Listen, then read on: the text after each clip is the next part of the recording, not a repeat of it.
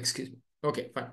So notes எடுத்துட்டீங்களா? Geopolitical means geographical factors or geographical location of a state or a region determining international politics and influencing international relations. நாடுகள் மத்தியில் இருக்கக்கூடிய அரசியலை அது வந்து நிர்ணயம் பண்ணுது, தீர்மானம் செய்யுது, அல்லது குறைஞ்சபட்சம் இன்ஃப்ளூயன்ஸ் பண்ணுது. அதே போல சர்வதேச உறவுகள் இருக்கு பாருங்க, இதையும் அது இன்ஃப்ளூயன்ஸ் பண்ணும். இதுதான் ஜியோ பொலிட்டிக்கல். இன்னொரு டேர்ம் இருக்கு, அதையும் நோட் பண்ணிக்கோங்க, geostrategic. Please note down geostrategic. ஜியோ ஸ்ட்ராட்டஜிக்ன்றது என்னன்னா, geographical location, geographical factors, they will provide certain advantages or certain strengths to a state or a region. This advantage or strengths will be used by the state or the region for its strategic interest and goals. இதுதான் geo strategic. நான் மறுபடியும் சொல்றேன், அதே புவிசார் அதான் geographical factors or geographical location of a region or a state. It provides some advantages and strengths to the state or the region. These advantages or strengths are used by the state or the region for its strategic interest and goals. The geographical factors என்ன பண்ணோம்னா, ஒரு நாட்டுக்கோ அல்லது ஒரு பகுதிக்கோ ஒரு சில அனுகூலங்களை கொடுக்கும், அட்வான்டேஜஸை கொடுக்கும். இந்த அட்வான்டேஜஸை யூஸ் பண்ணி அந்த ஸ்டேட்டோ அந்த ரீஜனோ என்ன பண்ணுவாங்கன்னா, அவங்களுடைய long term interest and goals இருக்கு பாருங்க, அதை அச்சீவ் பண்ண நினைப்பாங்க, சாட்டிஸ்ஃபை பண்ண நினைப்பாங்க. இதுதான் ஜியோ ஸ்ட்ராட்டஜிக். இதற்கு நிறைய உதாரணங்கள் சொல்லலாம். நேபாள் எடுத்துக்கங்க. Nepal is Jio strategically located between India and China. இப்போ நேபாள் பார்த்தீங்கன்னா லேண்ட் லாக்டு கண்ட்ரி, ஹிமாலயன் ரீஜன்ல நீங்க பார்க்கலாம் இல்லையா, ஒரு பக்கம் இந்தியா, இன்னொரு பக்கம் சைனா. இப்போ இது அட்வான்டேஜான்னு பார்த்தீங்கன்னா அட்வான்டேஜும் இருக்கு, டிஸ்அட்வான்டேஜும் இருக்கு. எப்படி டிஸ்அட்வான்டேஜ்னா, லேண்ட் லாக்டு, சிக்கு ஆக்சஸ் இல்லை இல்லையா, ஒத்துக்கிறீங்களா? ரெண்டு நாடும் அதை சாண்ட்விச் பண்ணிருச்சு. அதே நேரத்தில் ஒரு பெரிய அட்வான்டேஜ் இருக்கு, அது என்னன்னு சொல்லுங்க பார்ப்போம். எந்த ஒரு மூணாவது நாடுமே இந்தியா சைனா தவிர்த்து நேபாள் பக்கம் நெருங்கவே முடியாது. நேபாள் கிட்ட வரணும், நேபாள அச்சுறுத்தணும், நேபாள் ஆக்கிரமிப்பு பண்ணணும், அல்லது நேபாள் மீது அதிகாரம் செலுத்தணும், ஆதிக்கம் செலுத்தணும் நினைக்க கூட முடியாது. கரெக்டா இல்லையா? அப்ப இது வந்து ஒரு ஜியோ ஸ்ட்ராட்டஜிக் இல்லையா, Jio strategic advantage for Nepal இல்லையா? ஸ்டூடெண்ட்ஸ், நான் சொல்றது புரியுதுங்களா உங்களுக்கு? Yes, sir. Yes, sir. புரியுது. ஸ்ரீலங்கா எடுத்துங்க. Sri Lanka is island located in Indian Ocean. சின்ன ஐலண்ட், தமிழ்நாடோட சைஸ் சின்னது. ஆனாலும் it has some geostrategic advantages. ஐலண்டா இருக்கிறதுனாலே அதுக்கு எல்லா பக்கமும் சி ஆக்சஸ் இருக்கு, ட்ரேடு பெட்டரா பண்ணலாம். நிறைய போர்ட்ஸ் இருக்கு ஸ்ரீலங்கால. கொலம்போ போர்ட் இருக்கு, ஹம்பன் தோட்டா போர்ட் இருக்கு. இந்தியாவில் இருக்க போர்ட்ஸ் விடலாம் ஸ்ரீலங்கன் போர்ட்டு கொலம்போ சைஸ் பெருசு, அது டிரான்ஸ்ஷிப்மெண்ட்டுக்கு யூஸ் பண்ணப்படும். ஐலாண்டா இருக்கிறனாலே ஸ்ரீலங்காவுக்கு வந்து டூரிசம் ரெவென்யூ அதிகம். இது எல்லாமே அந்த ஜியோகிராபிக்கல் ஃபேக்டர் ஸ்ரீலங்காவுக்கு கொடுத்துருக்கூடிய advantages and strength. This is used by Sri Lanka to achieve its strategic interest and goals. India's location is also geostrategic. India is surrounded by Himalayas in the north. நீங்க வடக்குல பாத்தீங்கன்னா Himalayan ranges இருக்கு, தெற்குல பாத்தீங்கன்னா Indian Ocean இருக்கு. இது இந்தியாவுடைய Jio strategic advantage இல்லையா? Himalayas இருக்கிறதுனால இது ஒரு நேச்சுரல் பேரியர். மற்ற நாடுகள் வந்து ஒரு காலத்துல இந்தியாவுக்குள்ள ஈஸியா வர முடியாது, இன்னைக்கும் அப்படி ஒரு நிலை தான் இருக்கு. சவுத்தில் இந்தியன் ஓஷன் இருக்கு. Indian Ocean provides India the opportunity for trade, navigation. India can take natural resources from the Indian Ocean. Indian Ocean connects India with West Asia, connects India with Africa. இதெல்லாம் geostrategic advantages for India by virtue of its geographical location. ஓகேங்களா? புவியியல்ல தன்னுடைய location மூலமாவே ஒரு நாட்டுக்கு கிடைக்கக்கூடிய பலன்கள், நன்மைகள், அனுகூலங்கள், இதெல்லாம் இந்த ஜியோ ஸ்ட்ராட்டஜிக்காக நம்ம பார்க்குறோம். ஜியோ பொலிட்டிக்கல்ன்றது ஒரு ஸ்டெப் தாண்டி, அட்வான்டேஜஸ் தாண்டி அரசியல் ரீதியாகவும் இந்த ஜியோகிராபிக்கல் ஃபேக்டர்ஸ் பார்த்தீங்கன்னா இன்ஃப்ளூயன்ஸ் பண்ணும். உதாரணத்துக்கு அமெரிக்காவுக்கு அந்த காலத்துலேருந்து ஜியோ ஸ்ட்ராட்டஜிக் அட்வான்டேஜும் இருக்கு, ஜியோ பொலிட்டிக்கல் அட்வான்டேஜும் இருக்கு. நீங்க எல்லாரும் அட்லஸ்ட் அமெரிக்கா பார்த்துருக்கீங்களா, யூஎஸ் பார்த்துருக்கீங்க இல்லையா? எஸ் சார், பார்த்துருக்கோம். யூஎஸ் எந்த கான்டினென்ட்ல இருக்கு Yes, சொல்லுங்க? sir. North America sir. Yes, correct, North America. US உடைய ஜியோ ஸ்ட்ராட்டஜிக் அட்வான்டேஜஸ் என்னெல்லாம் யோசிச்சு சொல்லுங்க பார்ப்போம். Surrounded by islands, sir. Concept புரியுதுங்களா? Surrounded by sea, sir. Concepts ரெண்டும் புரிஞ்சுதான் நான் சொல்லி தந்தது. நோட் பண்ணீங்களா? நோட்ஸ் எடுத்திருக்கீங்களா? Yes sir. நோட்ஸ் கண்டிப்பா எடுக்கணும். புரிஞ்சு உங்க ஓன் வேர்ட்ஸ்ல நோட்ஸ் எடுக்கணும். நோட்ஸ் எடுக்கல ஏதாவது ப்ராப்ளம் இருக்கா? ஸ்ட்ரகிள் ஏதாவது இருக்கா? சார் கொஞ்சம் ஸ்லோவா சொன்னீங்கன்னா நல்லா இருக்கும் சார். கொஞ்சம் வேகமா போடுற மாதிரி இருக்கு. நோட்ஸ் கொடுக்கறது வேகமா இருக்கா? சொல்லி தரதே வேகமா இருக்கா? எஸ் சார், நீங்க வந்து டெஃபினேஷன்ல சொல்லும் போது கொஞ்சம் வேகமா சொல்றீங்க சார். கொஞ்சம் இல்ல மெதுவா சார், அதை சொன்னீங்கன்னா. டெஃபினிஷனா பார்க்காதீங்க, நாலேஜா பாருங்க. நான் ஓகே சார். மறுபடியும் சொல்றேன், நோ ப்ராப்ளம். எவ்வளவு முறை வேணா சொல்லி தரேன். சொல்லி தரதே புரியலையா? அதே வேகமா இருக்கா? இல்ல சார், சொல்லி தரது தெளிவா புரியுதுங்க சார். அது போதும் உங்களுக்கு. அதை வச்சு உங்க ஓன் வேர்ட்ஸ்ல எழுதலாம். நீங்க ஓகே சொல்லி சார். தரதை மிஸ் பண்ணக்கூடாது. சொல்லி தரதை மிஸ் பண்ணிட்டு நோட்ஸ் எப்படியா எடுத்துடணும்னு நினைக்காதீங்க. சொல்றது புரியுதுங்களா? Okay sir. சொல்லி ஓகே சார். தரும்போது கான்செப்ட்ஸை நல்லா ஸ்ட்ராங்கா புரிஞ்சுக்கணும். ஓகே, நான் இப்போ உங்களுக்கு நான் மறுபடியும் எக்ஸ்பிளைன் பண்றேன். நோட்ஸ் எடுத்துங்க, உங்க ஓன் வேர்ட்ஸ் எடுத்துக்கலாம். நோட்ஸ் எடுக்கும்போது பாத்தீங்கன்னா மைண்ட் நாலேஜ் எடுக்கணும், கை வந்து எழுதணும். புரியுதுங்களா? கை வந்து மெக்கானிக்கலா எழுதக்கூடாது. இது ஒரு செப்பரேட் ஆக்டிவிட்டியா இருக்கக்கூடாது. ரைட்டுங்களா? ஓகே, நான் ஓகே மறுபடியும் சார். எக்ஸ்பிளைன் பண்றேன். கான்செப்ட் புரிஞ்சிச்சு உங்களுக்கு? Yes sir. Okay, geostrategic சொல்றேன். Geographical factors and geographical location of a state or a region. Geographical factors and geographical location of a state na நாடு, state or a region தருகிறது, provides certain advantages and strengths, provides certain advantages and strengths for these states and regions, for those states and regions to achieve long-term interest and goals. To achieve long-term interest and goals. Note பண்ணிட்டீங்களா? Yes sir. Ramana, Yes, sir. Note பண்ணியாச்சா? Yes sir, yes sir, note பண்ணியாச்சு sir. Okay, strategic அப்படின்னாலே ஜெனரலா long டேர்ம்ங்க. Strategic நம்ம அடிக்கடி இந்த words use பண்ணுவோம், ஆனா நம்ம நிறைய பேர் இதோட மீனிங் அண்டர்ஸ்டாண்ட் பண்ணல. ஸ்ட்ராட்டஜிக்னா லாங் டேர்ம், ஜெனரல் மீனிங். அப்ப ஜியோ ஸ்ட்ராட்டஜிக்னா long term interest and goals. எனக்கு என்ன தேவை, என்னுடைய இலக்கு என்ன, நான் எதை நோக்கி போறேன், இது அடையறதுக்கு நான் எதை யூஸ் பண்றேன், என்னுடைய ஜியோகிராபிக்கல் அட்வான்டேஜஸை யூஸ் பண்றேன். இதுதான் ஜியோ ஸ்ட்ராட்டஜிக்.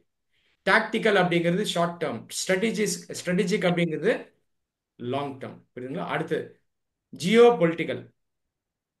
ஜியோ ஸ்ட்ராட்டஜிக் எழுதினது தான் எழுதணும். Geographical factors and geographical location of a state or region. அதை அப்படியே எழுதிங்க. இதுல geographical factors and geographical location of a state or region, excuse me,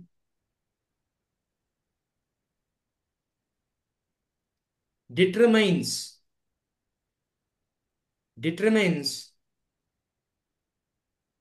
the nature of international relations. Determines the nature of international relations and politics between states.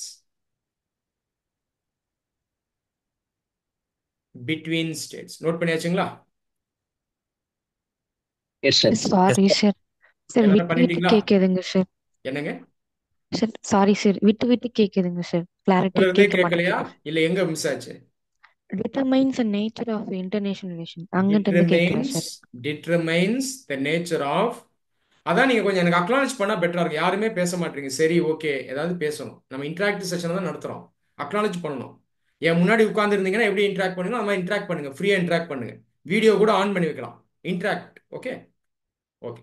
determines the okay nature sir. of international relations and politics between states. Priya, ஓகேங்களா இப்போ உங்களுக்கு? Okay sir, thank you sir. Okay okay. இப்போ US உடைய location எங்க பாத்தீங்கன்னா north America. US வந்து large state, India மாதிரி 3 times the size. The location of US itself provides many advantages for US, இல்லைங்களா? பெரிய ஸ்டேட், நிறைய நேச்சுரல் ரிசோர்சஸ் இருக்கு, பாப்புலேஷன் இந்தியா மாதிரி ஸ்டேட்ஸை கம்பேர் பண்ணும்போது குறைவு. It is located near 3 oceans: Pacific Ocean, Atlantic Ocean and Arctic Ocean இந்த north. கரெக்ட்டுங்களா? ஸோ இந்த கான்செப்ட் நீங்க எப்படி பாக்குறீங்க? லொகேஷன் ஆஃப் யூஎஸ் நான் எப்படி பார்க்கணும்? Geo geostatic. எஸ், ஜியோ ஸ்ட்ராட்டஜிக்கா ஃபர்ஸ்ட் பார்க்கணும். இந்த location is also geopolitical இல்லையா? அரசியலையும் அதை நிர்ணயம் பண்ணுதா? Yes sir. இப்போ யூஎஸ் வந்து வெஸ்டர்ன் யூரோப்பியன் கண்ட்ரீஸோட க்ளோஸா இருப்பாங்க. அரசியல் ரீதியா அவங்க எல்லாம் ஒரு அணி, வெஸ்ட்னு சொல்லுவோம். நார்தன் அமெரிக்கன் கான்டினென்ட்டையும் வெஸ்டர்ன் யூரோப்பையும் டிவைட் பண்ணக்கூடிய அல்லது இணைக்கக்கூடிய ஒரு பகுதி வந்து இந்த அட்லாண்டிக் ஓஷன். மேப்ல பார்த்தீங்கன்னா தெரியும். அப்போ அட்லாண்டிக் ஓஷன் வந்து யூஎஸ்ஐயும், நார்த் அமெரிக்காவில் இருக்க யூஎஸ்ஐயும் வெஸ்டர்ன் யூரோப்பியன் கண்ட்ரீஸையும் கொஞ்சம் டிஸ்டன்ஸ்ல வைக்குது. அவங்க இணைந்து வேலை செஞ்சாலும், நண்பர்களா இருந்தாலும், அமெரிக்காவுக்கு கொஞ்சம் தனித்து இயங்குறது நல்லது இல்லையா? ஒத்துக்கிறீங்களா? லாஜிக் இருக்காதுல்ல. நீ நண்பனாயிரு, வேலை செய்யலாம், கொஞ்சம் தூரமா இரு. உங்களுக்குள்ள சண்டை போட்டீங்கன்னா நீங்க சண்டை போட்டுக்கங்க, நான் தூரம் இருக்கேன் அப்படின்ற அடிப்படையில 20th செஞ்சுரியில அமெரிக்கா தன்னுடைய அரசியலை அது வந்து இம்ப்ளிமெண்ட் பண்ணுச்சு. அப்போ யுஎஸ் பிரசிடென்ட் வூட்ரூ வில்சன் இருந்தார். வூட்ரூ வில்சன் என்ன சொல்றாருன்னா, அமெரிக்காவுடைய நலனை நம்ம பார்த்துப்போம், America first, America for Americans. அதை தாண்டி நம்ம ஐரோப்பிய நாடுகளோட ஒத்துழைப்போம். ஆனா அவங்களுடைய அரசியலை நம்ம ரொம்ப க்ளோஸா போவேணாம். அவங்க வந்து போர் புரிஞ்சுட்டு இருக்காங்க, அவங்க உள்ள சண்டை போடுறாங்க, அந்த அரசியல் நமக்கு வேணாம், விலகி இருப்போம். நம் நாட்டினுடைய நலன் நம்ம பார்த்துப்போம், தேவைப்பட்டா அவங்களோட நம்ம ஒத்துழைப்போம் அப்படின்னு சொல்றாரு. புரியுதுங்களா? அப்போ இந்த அளவுக்கு அட்வான்டேஜ் யூஎஸ்க்கு எப்படி கிடைச்சது? ஜியோகிராபிக்கல் ஃபேக்டர்ஸ்னால தான் கிடைச்சது. ஜியோ ஸ்ட்ராட்டஜிக்காகவும் இருக்கு, ஜியோ பொலிட்டிக்கலாகவும் இருக்கு. சொல்றது புரியுதுங்களா? Able to follow? Yes sir. Yes yes. Sir. Yes sir. Yes sir. அதுக்கப்புறம் 2ஆம் உலக போருக்கு அப்புறம் அமெரிக்காவே ஒரு ஆதிக்க சக்தியா மாறிடுது, ஏகாதிபத்திய சக்தியா மாறிடுது, சூப்பர் பவர் ஆயிருது. அப்புறம் அது பாத்தீங்கன்னா மற்ற நாடுகளுடைய அரசியல்ல இன்டர்ஃபியர் ஆகுது. ஆனாலும் இங்க ஜியோ ஸ்ட்ராட்டஜிக், ஜியோ பொலிட்டிக்கலை நீங்க மறுபடியும் பார்க்க முடியும். முதல்ல லொகேஷன் ஃபேக்டர் வச்சு அமெரிக்கா விலகி இருக்கு, தன்னை தானே பார்த்துக்குது, தன்னை ஸ்ட்ராங்கா வச்சா மட்டும் போதும்னு நினைக்குது. அதே நேரத்தில் ஒத்துழைப்பு நம்ம வச்சுப்போம்னு நினைக்குது. ஆனா அதுக்கப்புறம் செகண்ட் வேர்ல்டு வாருக்கு அப்புறம் இந்த அட்வான்டேஜஸை தங்களுடைய ஏகாதிபத்தியத்துக்கு யூஸ் பண்றாங்க. அமெரிக்காவே ஒரு ஏகாதிபத்திய சக்தியா மாறுது. மற்ற நாடுகளை நேரடியாக ஆக்கிரமிப்பு பண்ணல அப்படின்னாலும் தன்னுடைய அரசியல் மூலமா, ஆதிக்கம் மூலமா அவங்க என்ன பண்றாங்க? அதிகாரம் செலுத்துறாங்க. அதுக்கும் அந்த ஜியோகிராபிக்கல் ஃபேக்டர்ஸ் ஹெல்ப்ஃபுல்லா இருக்கு. இப்போ வூட்ரூ வில்சன் இருக்கும்போது வெஸ்டர்ன் யூரோப்போட கோஆப்ரேட் பண்றாங்க, ஆனா ஒரு டிஸ்டன்ஸ் மெயின்டைன் பண்றாங்க. நீயும் நானும் ஒரே மாதிரி இருக்கோம்ப்பா, நீ டெமோக்ரஸி ஃபாலோ பண்ற, நானும் டெமோக்ரஸி ஃபாலோ பண்றேன். அதே நேரத்தில் உன்னோட அரசியலுக்குள்ள நான் உள்ள வரல, ஒத்துழைப்போம், ஃப்ரீ ட்ரேட் நம்ம வச்சுப்போம், அட்லாண்டிக் ஓஷனை ட்ரேடுக்கு வச்சுப்போம், இதுக்கெல்லாம் வச்சுப்போம் அப்படின்னு இருக்கிற அமெரிக்கா இப்போ என்ன பண்ணுதுன்னா இன்டர்ஃபியர் ஆகுது, ஒரு ஸ்டெப் ஃபர்தரா போகுது. அட்லாண்டிக் ஓஷனை யூஸ் பண்ணி எங்க போறாங்க? யூரோப்புக்கே போறாங்க. உனக்கு நான் ஹெல்ப் பண்ண ரெடி, உனக்கு பிரச்சனையா நான் பாத்துக்கிறேன் அப்படின்னு யார் இப்ப சொல்றா? அமெரிக்கா சொல்லுது. அமெரிக்கா. உதாரணத்துக்கு மார்ஷல் பிளான் அப்படின்ற திட்டம் மூலமா அமெரிக்கா வெஸ்டர்ன் யூரோப்பியன் கண்ட்ரீஸ்க்கு ஃபைனான்சியல் எய்டு கொடுக்குது. ஓகேங்களா? அப்போ இதுவும் ஜியோ ஸ்ட்ராட்டஜிக் தான், இதுவும் ஜியோ பொலிட்டிக்கல் தான். உங்க கையில இருக்க அட்வான்டேஜஸை, உங்களுக்கு புவியியல் என்னெல்லாம் கொடுத்துருக்கோ அது எல்லாத்தையுமே உங்களுக்கு சாதகமா நீங்க யூஸ் பண்ணலாம். ரைட்டுங்களா? Able to follow? Yes sir. Yes sir. All of you right. Japan, Japan தீவு, சின்ன தீவு, ஒரு காலத்துல எம்பையரா இருந்தது. ஏசியால இருக்க பெரிய பெரிய நாடுகளை தன்னுடைய கண்ட்ரோல வச்சிருந்தது. சைனாவே ஜப்பான் கண்ட்ரோல்ல தான் இருந்தது. வியட்நாமை பிடிச்சி வச்சிருந்தது. நிறைய கண்ட்ரீஸ் ஜப்பானுடைய கண்ட்ரோல். ஏசியன் கான்டினென்ட்ல எந்த ஒரு பெரிய நாடு மற்ற நாடுகளால் ஆக்கிரமிப்பு பண்ணப்படலைன்னா அது ஜப்பான் தான். காரணம்னா ஜப்பானே ஒரு ஆதிக்க சக்தி, அவங்க மற்றவங்களை ஆக்கிரமிப்பு பண்ணி வச்சிருந்தாங்க. காரணம் என்ன? ஜியோகிராபிக்கல் ஸ்ட்ரென்த், அதெல்லாம் அவங்க மேக்ஸிமம் யூஸ் பண்ணாங்க. ஜப்பானுங்கிறது சின்ன நாடா இருந்தாலும் மற்ற நாடுகளை ஆக்கிரமிச்சுட்டு அவங்க என்ன பண்ணாங்கன்னா அங்கிருந்து இயற்கை வளங்கள் எடுத்துப்பாங்க, அங்க இருக்க மேன் பவரை யூஸ் பண்ணுவாங்க. ஸோ இப்படி இவங்க ஏஷியாவுக்குள்ள ஒரு கண்ட்ரோலை வச்சிருந்தாங்க, ஏஷியாவுக்குள்ள ஒரு இம்பீரியலிசம் ஜப்பான் வச்சிருந்தாங்க. Right? Okay guys, did you understand the two concepts, geostrategic and geopolitical? S sir. Okay, now coming to our topic, Indo-Pacific. The Indo-Pacific region is a very important geopolitical region. Note it down.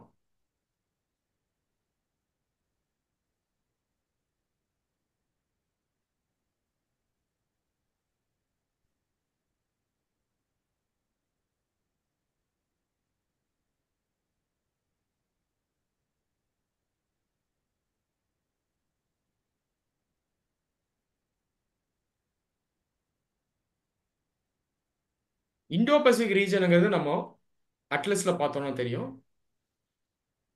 I will share the image if possible.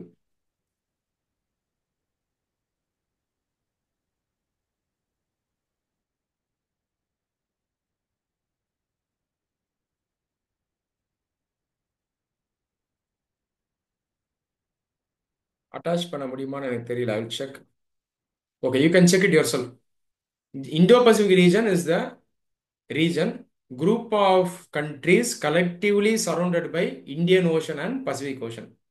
இதுதான் Indo Pacific. ஓகேங்களா? நாடுகளை வந்து Indian ஓஷனும் Pacific ஓஷனும் கலெக்டிவா surround பண்ணியிருக்கோம். இது எங்க இருந்து ஆரம்பிக்கும்னா, நீங்க அட்லஸ்ல பாருங்க, ஆப்பிரிக்கால ஆரம்பிக்கும். ஈஸ்டர்ன் கோஸ்ட் ஆஃப் ஆப்பிரிக்கால ஆரம்பிச்சு அதோட அப்படியே நீங்க ஈஸ்ட் நோக்கி போனீங்கன்னா North America, South America border வரைக்கும் போகும். India, China, Japan, Koreas, South East Asia, இந்த எல்லா பகுதிகளும் இண்டோ பசிபிக் உள்ள வந்துடும். ஆஸ்திரேலியாவும் இண்டோ பசிபிக் உள்ள வந்துடும். So it is a huge geo political realm. Okay, it starts from the eastern coast of Africa. It covers the Indian Ocean, it covers the Pacific Ocean, it spans across these oceans till the margins of North America and South America. இவ்வளோ பெரிய ஒரு geo political region தான் இந்த Indo Pacific. Got it? Yes sir. Okay, Yes, இந்த sir. Geo political ஆஸ்பெக்ட்ல பார்த்தோம்னா இந்த Indo Pacific ரீஜனுக்கு ஒரு சில ஆண்டுகளாக தான் முக்கியத்துவம் அதிகமாக கொடுக்கப்படுது. இதுக்கு முன்னாடி இண்டோ பசிபிக் ரீஜன்றது அந்த அளவுக்கு டிஸ்கஷன்ல இல்லை. எந்த ரீஜன் டிஸ்கஷன்ல இருக்கும்னு பார்த்தீங்கன்னா ஏஷியா பசிபிக்ன்ற ரீஜன் தான் டிஸ்கஷன்ல இருக்கும். Asia Pacific, Asia Pacific note பண்ணுங்க, Asia Pacific.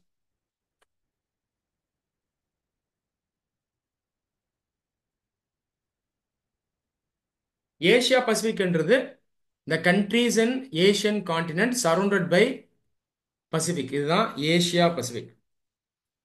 countries in Asian continent surrounded by Pacific. இதுதான் ஏஷியா பசிபிக்.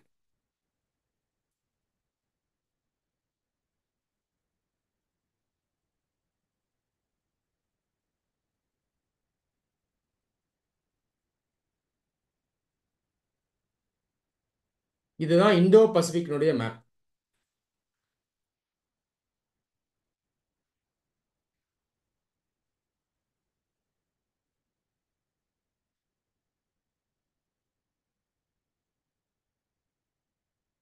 எங்க ஸ்டார்ட் ஆகுது பாருங்க. எல்லாருக்கும் விசிபிளா இருக்கா? எஸ் சார், விசிபிளா இருக்கு sir. Yes, sir. It's blood. African கோஸ்ட்ல ஸ்டார்ட் ஆகுது. இந்தியன் ஓஷன் இருக்கு, இந்தியா இருக்கு, இது ஏஷியா, இது Africa, Indian Ocean, Pacific Ocean, இது South East Asia, Indonesia, Malaysia, இதெல்லாம் அங்கே வரும். இது ஆஸ்திரேலியா. இந்த ஒட்டுமொத்த பகுதியும் இண்டோ பசிபிக். ஃபர்தரா போனீங்கன்னா அமெரிக்கா வந்துடும். இங்க நார்த் அமெரிக்கா, இங்க சவுத் அமெரிக்கா வந்துடும். ஓகேங்களா? So as you can see it is a huge region, is it not? Massive region. இந்த ரீஜன்ல பெரிய ஸ்டேட்ஸை நீங்க பார்க்கலாம். India, China, okay, Japan, Australia, Indonesia, Pakistan, west ஏஷியாவும் இங்க வந்துடும். இந்த பார்டர்ல வருது பாருங்க. Africa, West Asia, South Asia, East Asia, South East Asia, Australia. எவ்வளோ கான்டினென்ட்ஸ் கவர் ஆகுது பாருங்க. இதுக்கு முன்னாடி நம்ம இண்டோ பசிபிக்ன்ற பெரிய ரீஜனுக்கு முக்கியத்துவம் கொடுக்கல. கடந்த ஒரு 10 வருடங்களாக தான் இந்த ரீஜன் சொல்ல போனா பேசப்படுது. இதுக்கு முன்னாடி நம்ம மெயினா டிஸ்கஸ் பண்ண ரீஜன் வந்து ஏஷியா பசிபிக். இதை நோட் பண்ணிக்கங்க, ஏஷியா பசிபிக். ஏஷியா பசிபிக்ன்றதை நான் மார்க் பண்ணி காட்டுறேன் பாருங்க.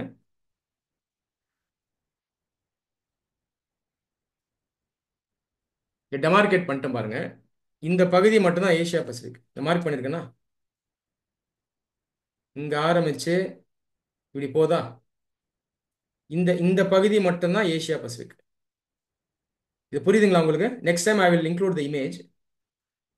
இது மட்டும்தான் Asia Pacific. Guys are able to understand, follow me. Yes sir. Yes yes sir. Sir. Yes sir. ஏசியால இருக்க நாடுகள் பசிபிக் ஓஷனால சரௌண்ட் பண்ணப்பட்டிருக்கும். இதுதான் ஏசியா பசிபிக். இந்த ரீஜன் வந்து சின்ன ரீஜன். நீங்க பாத்தீங்கன்னா உங்களுக்கு தெரியும், ஏசியா பசிபிக்ல சைனா வரும், ஆனா இந்தியா வராது. காரணம் என்னன்னா, இந்தியாவை இந்தியன் ஓஷன் தான் சரௌண்ட் பண்ணும், பசிபிக் ஓஷன் சரௌண்ட் பண்ணாது. ஸோ ஏசியா பசிபிக் எடுத்துட்டீங்கன்னா சைனா வரும், ஜப்பான் வரும், ரஷ்யா வரும், North Korea, South Korea, South East Asia இந்த பகுதி தான் வரும். இதில் ஆஸ்திரேலியா வராது. ஏன்னா ஏசியா பசிபிக் தான், ஆசிய கண்டம் பசிபிக் ஓஷனால சூழப்பட்டது. இதுதான் ஏசியா பசிபிக், ரைட்டுங்களா? So Asia Pacific is a relatively smaller region. Indo-Pacific is a larger region. Or you can say Asia Pacific is a subset of the Indo-Pacific region. இந்த gold வார் 1991ல எண்டுக்கு வருது.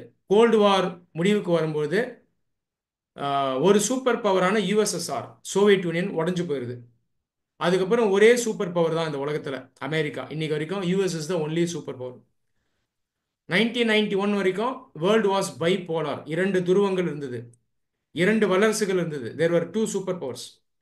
But things changed after 1991. The world became unipolar, ஒரே ஒரு வல்லரசு. ஒரு வல்லரசு உடஞ்சு போயிருது. இப்போ இந்த ஏசியா பசிபிக் ரீஜன்ல பாலிடிக்ஸ் எப்படி மாறுதுன்னு பார்த்தீங்கன்னா, இங்க ஒரு புதிய சக்தி ஸ்ட்ராங் ஆக ஆரம்பிக்குது. இந்த சக்தி எந்த நாடுன்னு பார்த்தீங்கன்னா சைனா. நோட் பண்ணிக்கங்க, China started to rice after the gold war, after 1991. இங்க சைனாவுடைய அந்த தாக்கத்தை, சைனாவுடைய அந்த ரோலை ஏசியா பசிபிக்ல நம்ம எப்படி பார்க்குறோம்னா, China was a strong economic power at that time 1991. நமக்கு முன்னாடியே லிபரலைஸ் பண்ணிட்டாங்க, வேகமாக வளர ஆரம்பிச்சிட்டாங்க. China had economic engagement with many countries in Asia Pacific, Japan, Koreas, South East Asian countries. இவங்களோடலாம் வர்த்தக ரீதியாகவும் ஒட்டுமொத்த பொருளாதார ரீதியாகவும் ஒரு நல்ல உறவை சைனா வச்சுட்டு இருந்துச்சு. அதை தாண்டி சைனா கிட்ட இருந்து ஃபேஸ் பண்ண சேலஞ்ச் என்னன்னு பார்த்தீங்கன்னா, China was a neo imperial power. நோட்டிட்டோம், நியோ இம்பீரியல், நவீன ஏகாதிபத்தியம்.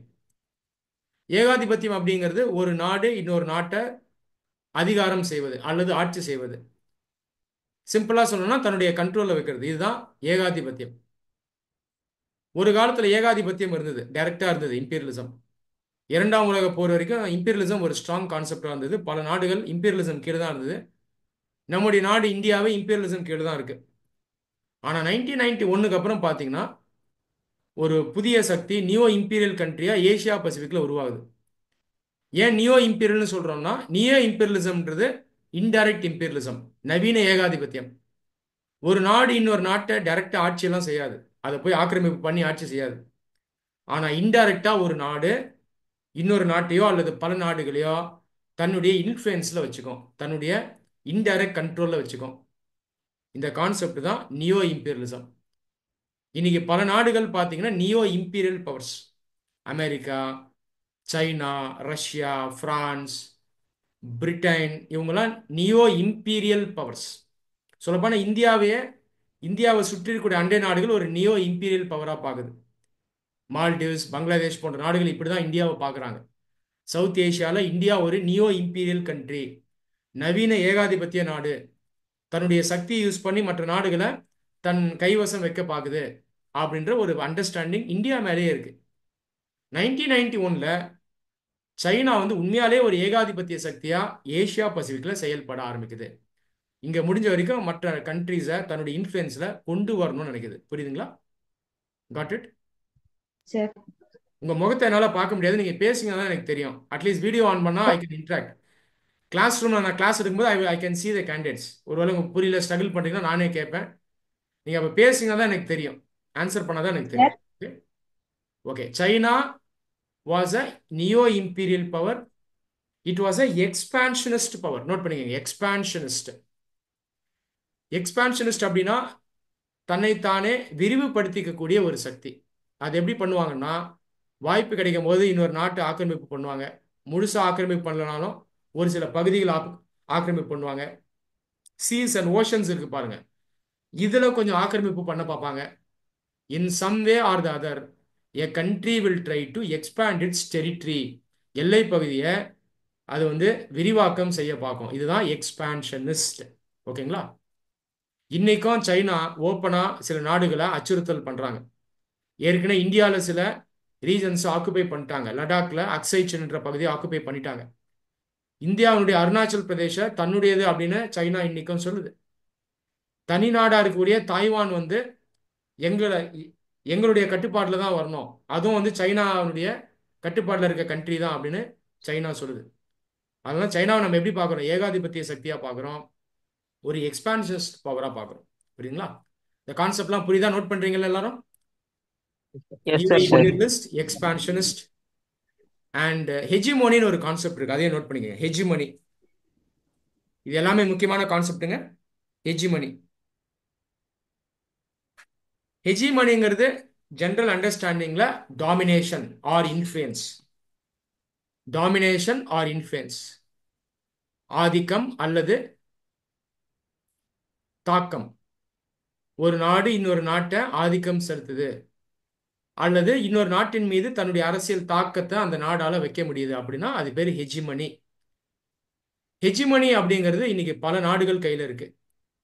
உலகத்திலே டாப் 5 ஹெஜிமோனிஸ்டிக் கண்ட்ரீஸ் எதுன்னு பார்த்தீங்கன்னா கிரேட் பவர்ஸ்னு சொல்லக்கூடிய P5 countries: America, Russia, China, France, Britain. இவங்க பெர்மனன்ட் மெம்பர்ஷிப் வச்சிருக்காங்க யூஎன் செக்யூரிட்டி கவுன்சில்ல. பொதுவாகவே இவங்கெல்லாம் ஆதிக்க சக்திகள், ஏகாதிபத்திய சக்திகள், கிரேட் பவர்ஸ்னு சொல்றோம். புரியுதுங்களா? கிரேட் பவர்னா ஒரு வல்லரசு அல்லது சக்தி வாய்ந்த நாடு, மற்ற நாடுகளை இன்ஃப்ளூயன்ஸ் பண்ணக்கூடிய நாடுகள், மற்ற நாடுகளை நியோ இம்பீரியலிசம் மூலமா ஓரளவு கட்டுப்பாட்டில் வைக்கக்கூடிய நாடுகள். அது இல்லாம இந்த உலகத்துல நடக்கக்கூடிய இந்த அரசியல் விவகாரங்கள் இருக்கு பாருங்க, இது எல்லாத்தையுமே ஒட்டுமொத்தமா இன்ஃப்ளூயன்ஸ் பண்ணக்கூடிய இந்த நாடுகள் என்னன்னு சொல்றோம்? Okay, what is the concept call? Hegemony. அந்த நாடுகள் என்னன்னு சொல்றோம்? Great powers. Neo imperial powers. Of course, hegemony is a concept. இன்னைக்கு தேதியில டாப் 5 கண்ட்ரீஸ் எது? UK, America, Yes, Russia, yes, China, yes, France, correct. Correct. அவங்க யூஎன் செக்யூரிட்டி கவுன்சில்ல permanent மெம்பர்ஸாகவும் இருக்காங்க. பெர்மனன்ட் மெம்பர்ஸா இருக்கிறதுனால அவங்க கிரேட் பவர்ஸ் சொல்லல, ஆல்ரெடி கிரேட் பவர்ஸ் தான். கிரேட் பவர்ஸா இருந்ததுனால தான் பெர்மனன்ட் மெம்பர்ஷிப் அவங்க வாங்கினாங்க ஒரு காலத்துல.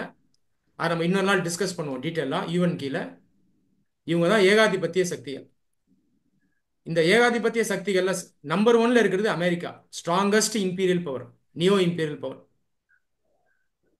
சைனா சொல்ல போனா லாஸ்ட்ல வரும். இந்த உலகத்துல இருக்க 5 ஏகாதிபத்திய நாடுகள்ல யார் ஓரளவுக்கு பரவாயில்லன்னா அது எந்த நாடு? சைனா. சைனா தான் பரவாயில்ல. புரியுதா? சொல்றது புரியுதா? Yes sir. ஏன் பரவாயில்ல? மற்ற நாடுகள்லாம் பார்த்தீங்கன்னா ரெகுலரா வார்ஸ்க்கு போவாங்க, வைலன்ஸை கையில் எடுப்பாங்க, நேரடியாக மற்ற நாடுகளை தாக்குவாங்க, சின்ன நாடுகளில் இருக்கக்கூடிய ஆட்சியாளர்களை மாற்றுவாங்க, இந்த மாதிரி ஆதிக்கத்தை செலுத்துவாங்க. அமெரிக்காவும் யுஎஸ்எஸ்ஆரும் பல ஆண்டுகளாக மற்ற நாடுகளுக்குள்ள போய் சண்டை போட்டிருக்கு. பிரிட்டனும் பிரான்ஸும் அப்படிதான். இன்னைக்கும் ஆப்பிரிக்காவில் நிறைய கண்ட்ரீஸ் மேலே பிரான்ஸுடைய நியோ இம்பீரியலிசமை நீங்கள் பார்க்கலாம்.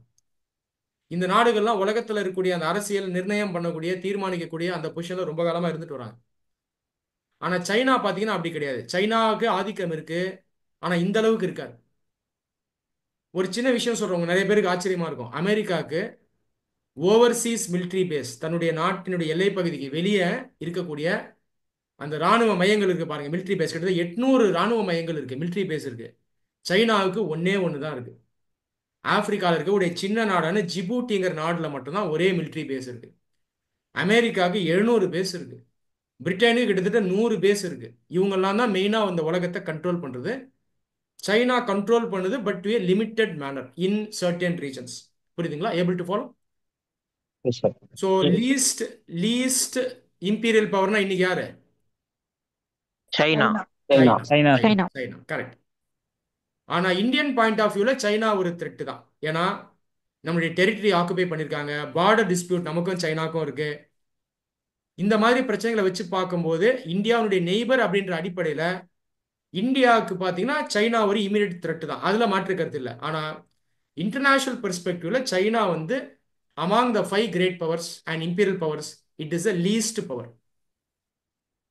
புரியுதுங்களா? Yes sir. Coming back to hegemony. இந்த கிரேட் பவர்ஸ் எல்லாம் இருக்காங்க பாருங்க. கிரேட் பவர்ஸை தாண்டி மற்ற நாடுகள் கிட்டயும் ஹெஜிமோனி இருக்கும். கிரேட் பவர்ஸ் கிட்ட ஹெஜிமோனி அதிகமா இருக்கும். இவங்க மற்ற நாடுகளை இன்ஃப்ளூயன்ஸ் பண்ணுவாங்க, டாமினேட் பண்ணுவாங்க, அரசியலை இவங்க நிர்ணயம் பண்ணுவாங்க. தேவைப்பட்டா மற்ற நாடுகளுக்குள்ளேயும் பார்த்தீங்கன்னா இன்டர்ஃபியர் பண்ணுவாங்க. இந்த கான்செப்ட் தான் ஹெஜிமோனி. அந்த டிகிரி ஆஃப் ஹெஜிமோனியை வச்சு பார்க்கணும், எந்த அளவுக்கு இவங்களுடைய சக்தி இருக்குன்னு பார்க்கணும். ரைட்டுங்களா? இந்த ஹெஜிமோனி எப்படி ஆப்ரேட் ஆகும்னா ரெண்டு கான்செப்ட் வச்சு ஆப்ரேட் ஆகும். ஒன்று ஹார்டு பவர், இன்னொன்று soft power. Note it down. Excuse me, I'll come back. Please give me a minute.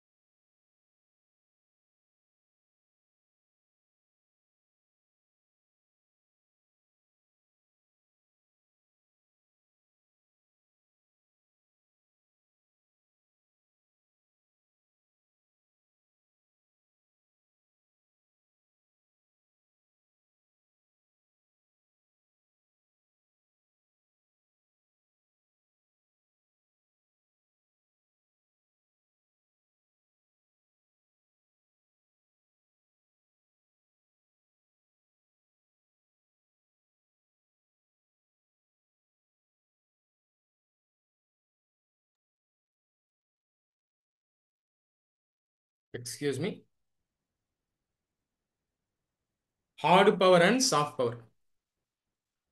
Hard power அப்படிங்கிறது ஒரு நாடு தன்னுடைய ஸ்ட்ரென்த்தை யூஸ் பண்ணி, சக்தியை யூஸ் பண்ணி இன்னொரு நாட்டை கட்டுப்படுத்துறது, ஃபோர்ஸிபிளா கட்டுப்படுத்துது அப்படின்னா அது பேர் hard power. If a country uses force or coercion against another country to achieve its interest or goals, it is called hard power. Note பண்ணிக்கங்க. If a state uses force or coercion, coercion, coercion அழுத்தம் செலுத்துறது, force or coercion on an other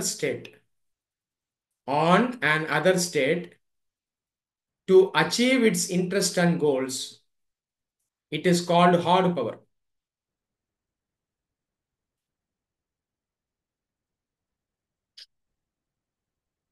உதாரணத்துக்கு ஒரு நாடு தன்னுடைய military ஸ்ட்ரென்த்தை hard பவரா use பண்ணலாம், economic ஸ்ட்ரென்த்தை ஹார்டு பவரா யூஸ் பண்ணலாம்.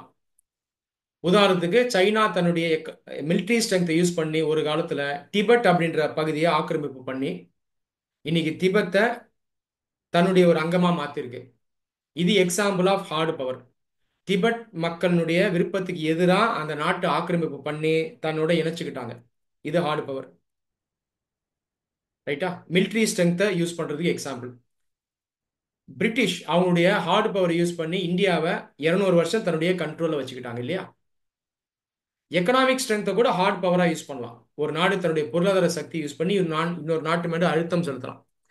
உதாரணத்துக்கு இந்த டெவலப்டு கண்ட்ரிஸ் என்ன பண்ணுவாங்கன்னா, இந்த டெவலப்பிங் கண்ட்ரிஸ் மேல சாங்ஷன்ஸ் அப்ளை பண்ணுவாங்க. சாங்ஷன்ஸ் அப்படின்றது ஒரு விதமான தண்டனை, பனிஷ்மெண்ட். உதாரணத்துக்கு ஈரான் சொந்தமாவே நியூக்ளியர் பவர் ப்ரோக்ராமை ஸ்டார்ட் பண்ணிட்டாங்க அப்படின்ற காரணத்துக்காக இந்த மேற்கத்திய நாடுகள் ஈரான் மேல சாங்ஷன்ஸை விதிச்சாங்க. This is an example of hard power. புரியுதுங்களா? Got it? Yes, sir. Okay. Yes sir. Right. So மெயினாக மிலிட்ரி ஸ்ட்ரென்த்தை யூஸ் பண்ணுவாங்க அல்லது எக்கனாமிக் ஸ்ட்ரென்த்தை யூஸ் பண்ணுவாங்க. Second power is called soft power.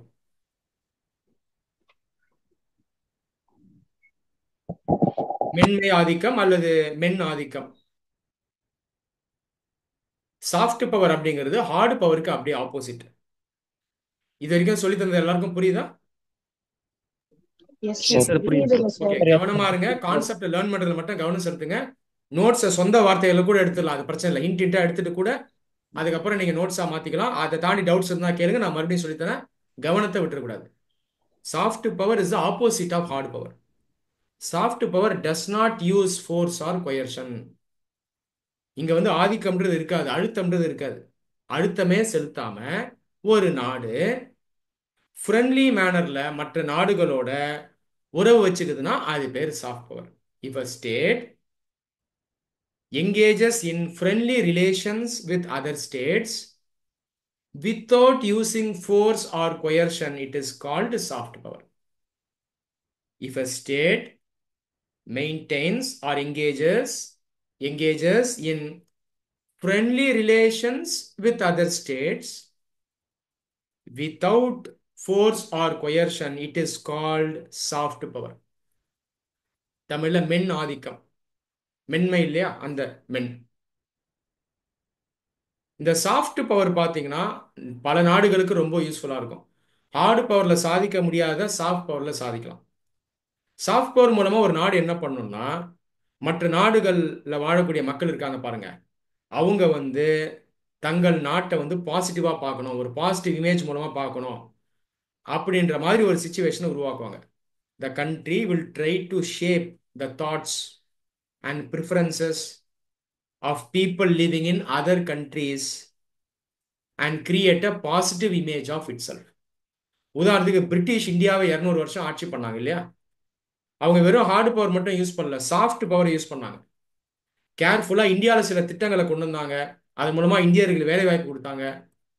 இதனால இந்தியர்களே நிறைய பேர் பிரிட்டிஷ் ரூல் தேவைன்னு சொன்னாங்க இல்லையா? அப்போ கொஞ்சம் கொஞ்சமாக பிரிட்டிஷ் எம்பையரை நிறைய இந்தியன்ஸ் பாசிட்டிவாகவும் பார்த்தாங்க, பாசிட்டிவான இமேஜ் உருவாகுது.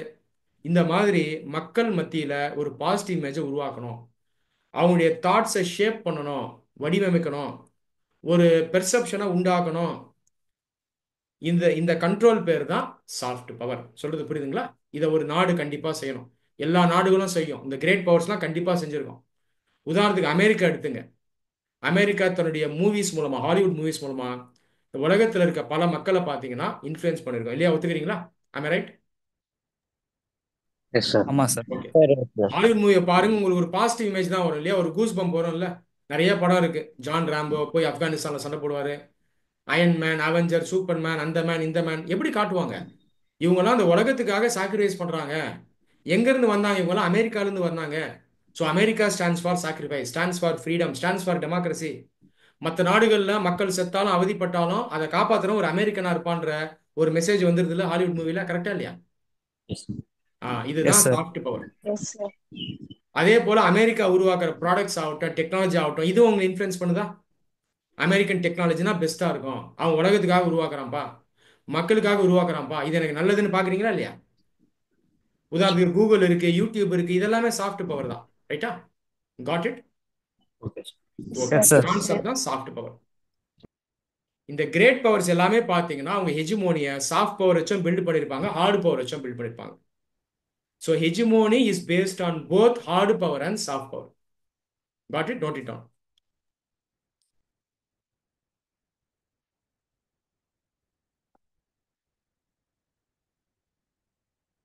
சைனீஸ் ஹெஜிமோனி எந்த ரீஜன்ல நம்ம பார்த்தோம்? Indo Pacific sir. Indo Pacific இல்ல, 1991க்கு அப்புறம் எந்த ரீஜன்ல வந்துச்சு? படிச்சு நோட் பண்றீங்களா இல்லையா? ஏசியா பசிபிக் இல்லையா? சார் தாய்வான் ரீஜன் சொன்னீங்க சார். தைவான் ரீஜன் தான் நான் yes. சொல்லலையே. கிளாஸ் மிஸ் பண்றீங்க சார். கிளாஸ் கவனிச்சு நோட்ஸ் Okay, எடுக்கிறீங்க எல்லாரும்? நோட்ஸ் எல்லாரும் எடுத்துட்டு இருக்கீங்களான்னு கேட்கறேன். எடுத்துடுறோம் சார், எடுத்துடுறோம். படிச்சு Yes, நோட்ஸ் yes, sir. எடுக்கிறீங்களான்னு கேட்கறேன். எஸ் சார், எடுத்துட்டு இருக்கேன் சார். எதையும் மிஸ் பண்ணக்கூடாது, நோட்ஸ் எடுக்கணும். ஒரு அகாடமி எடுக்கிறோம் நீங்க சார். படிச்சா எப்படி படிப்பீங்க அந்த மாதிரி நான் சொல்லித்தரேன், அதே மாதிரி நினைச்சு படிங்க. இப்போ நம்ம எங்க இருக்கோம்னா, கண்டெக்ஸ்ட் வந்து நம்ம இந்தோ பசிபிக் ரீஜன்ல இருக்கோம்.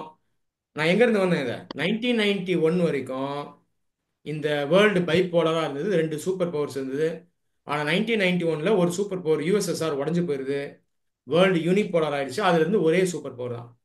இந்த காலகட்டத்தில் இந்த ஏசியா பசிபிக் ரீஜன்ல, சாரி வாய்ஸ் கேக்குது. இப்போ கேக்குதா? கேக்குதுங்க சார். 1991 வரைக்கும் கோல்டு வார் நடந்தது, 2 சூப்பர் பவர்ஸ் இருந்தது, வேர்ல்டு பைப்போலராக இருந்தது. ஆனால் 1991ல் கோல்டு வார் முடிவுக்கு வருது, ஒரு சூப்பர் பவரான யூஎஸ்எஸ்ஆர் உடஞ்சு போயிருது. இப்போ நம்ம ரீஜனுக்குள்ள வருவோம். இந்தோ பசிபிக்குள்ள இருக்க இன்னொரு ரீஜன் என்னது? Asia Pacific sir. Asia Pacific. முதல்ல ஏசியா பசிபிக் தான் கவனம் செலுத்தப்பட்டது சர்வதேச அரசியல்ல. 1991க்கு அப்புறம் யூஎஸ்எஸ்ஆர் உடஞ்சிருது. இந்த இந்த ஆப்பர்ச்சுனிட்டி யூஸ் பண்ணி ஒரு புதிய நாடு, இந்த ஆப்பர்ச்சுனிட்டி யூஸ் பண்ணி இந்த ஏசியா பசிபிக்ல ஒரு ஆதிக்க சக்தியா உருவெடுக்குது. இந்த நாடு என்ன? சைனா. சைனா. சைனா என்ன சார். படிச்சோம்? China is a hegemonistic power. Okay, China started to strengthen its hegemony after which year? After voice கேட்கல சார். மத்தவங்களுக்கு கேக்குதா? சார் ஆடியோ பிரேக் ஆகுது சார். இப்ப பரவாயில்லையா? வெயிட். பரவாயில்ல கேக்குது. சார், கிளியரா இருக்கு. Hello, please check. கிளியரா இருக்குங்க சார். ஓகே. 1991க்கு அப்புறம் ஏசியா பசிபிக் ரீஜன்ல ஒரு நாடு ஹெஜிமோனிஸ்டிக் பவரா உருவாகுது, நியோ இம்பீரியல் பவரா உருவாகுது. அது எந்த நாடு? China sir. சைனா. Right. அப்ப சைனா. சைனாவை எப்படி பாக்குறீங்க? ஹெஜிமோனிஸ்டிக் பவர், ஒட்டுமொத்தமா ஹெஜிமோனிஸ்டிக் பவர், ஆதிக்கம் செலுத்துற நாடு. அது இல்லாம it is a neo imperial power, expansionist power. கரெக்ட்டுங்களா? Yes sir. Yes sir. ஓகேவா? இது வரைக்கும் அண்டர்ஸ்டாண்ட் பண்ண முடியுதா கிளாஸ்? இப்ப நம்ம ஏசியா பசிபிக்ல இருக்கோம். ரைட்டா? Yes sir. சைனாவுடைய சக்சஸுக்கு காரணம் அதோடைய ஹெஜிமோனி. சைனாவுடைய ஹெஜிமோனி எப்படி இருக்கும்னா, அமெரிக்கா மாதிரி, பிரிட்டிஷ் மாதிரி ஹார்ட் பவர் அதிகம் யூஸ் பண்ண மாட்டாங்க. சாஃப்ட் பவர் தான் அதிகம் யூஸ் பண்ணுவாங்க. மெயினா பொருளாதாரத்தை யூஸ் பண்ணுவாங்க, வர்த்தகத்தை யூஸ் பண்ணுவாங்க. மற்ற நாடோட வர்த்தக உறவை அதிகமா சைனா வச்சுக்கும். நீங்க ஏசியா பசிபிக்ல பாத்தீங்கன்னா சவுத் ஈஸ்ட் ஏஷியன் கண்ட்ரீஸோட சைனா ஹெவியா வர்த்தகத்தை வச்சிருக்கோம். அதனால தன்னுடைய எதிரி நாடான ஜப்பான் கூட வர்த்தகத்தை ஹெவியா வச்சிருக்கோம். என்னங்க? வாய்ஸ் கேட்கல சார். மத்தவங்களுக்கு கேக்குதா? எஸ் சார், கிளியரா சார் கேக்குது சார். இல்ல கேக்குது கேக்குது. மேடம், உங்களுடைய இந்த இது கொஞ்சம் செக் பண்றீங்களா? நெட்வொர்க் கொஞ்சம் மத்தவங்க கேக்குதுன்னு சொல்றாங்க. ஓகேங்க சார். நான் எப்படி இருந்தாலும் ரெக்கார்டட் வீடியோ அனுப்பிச்சிடுறேன் முடிச்சதுக்கு அப்புறம். ஓகேங்க சார். ஓகே, அதை தாண்டி நிறைய பேர் கேட்கலாம், சொல்லுங்க, நான் என்னன்னு பார்க்குறேன். ரைட். இப்போ 1991ல இருந்து சைனா ஒரு ஆதிக்க சக்தியா ஏசியா பசிபிக்ல உருவாகுது. ஆனா இந்த ரீசன்ட் பாஸ்ட்ல இந்த இந்தோ பசிபிக் ரீஜனே ஒரு பெரிய ஜியோ பொலிட்டிக்கல் ரீஜனா பார்க்கப்படுது. காரணம் என்னன்னா, இந்த பாலிடிக்ஸ்ன்றது ஏசியா பசிபிக் தாண்டி இப்போ இந்த பெரிய ரீஜனான இந்தோ பசிபிக் உள்ள வந்துருச்சு. ஓகே, ஸோ இந்த Indo Pacific region is a relatively new Jio political region அப்படின்னு சொல்லலாம். ஒரு சில ஆண்டுகளாக தான் இந்த சர்வதேச அரசியலை நம்ம இந்த இந்தோ பசிபிக் அப்படின்ற பெரிய ரீஜன்ல பார்த்துக்கிட்டு இருக்கோம். ஏசியா பசிபிக்ல ஏற்கனவே ஒரு வல்லாதிக்க சக்தியா உருவாயிருக்கக்கூடிய சைனா தொடர்ந்து இந்தோ பசிபிக் ரீஜன்லயும் ஒரு வல்லாதிக்க சக்தியா இருக்கு. Got it? Yes yes sir. Sir. புரியுதா? Okay, right. இப்போ இந்த இந்தோ பசிபிக் ரீஜன் அப்படின்னு வரும்போது சைனாவை தாண்டி மற்ற சக்திகளும் இங்க ஆதிக்கம் செலுத்துறாங்க.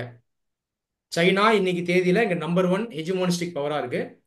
மற்ற ஹெஜிமோனிஸ்டிக் பவர்ஸும் மற்ற நியோ இம்பீரியல் பவர்ஸும் இங்க உள்ள வராங்க. முக்கியமான பவர்ஸ் நோட் பண்ணிக்கங்க.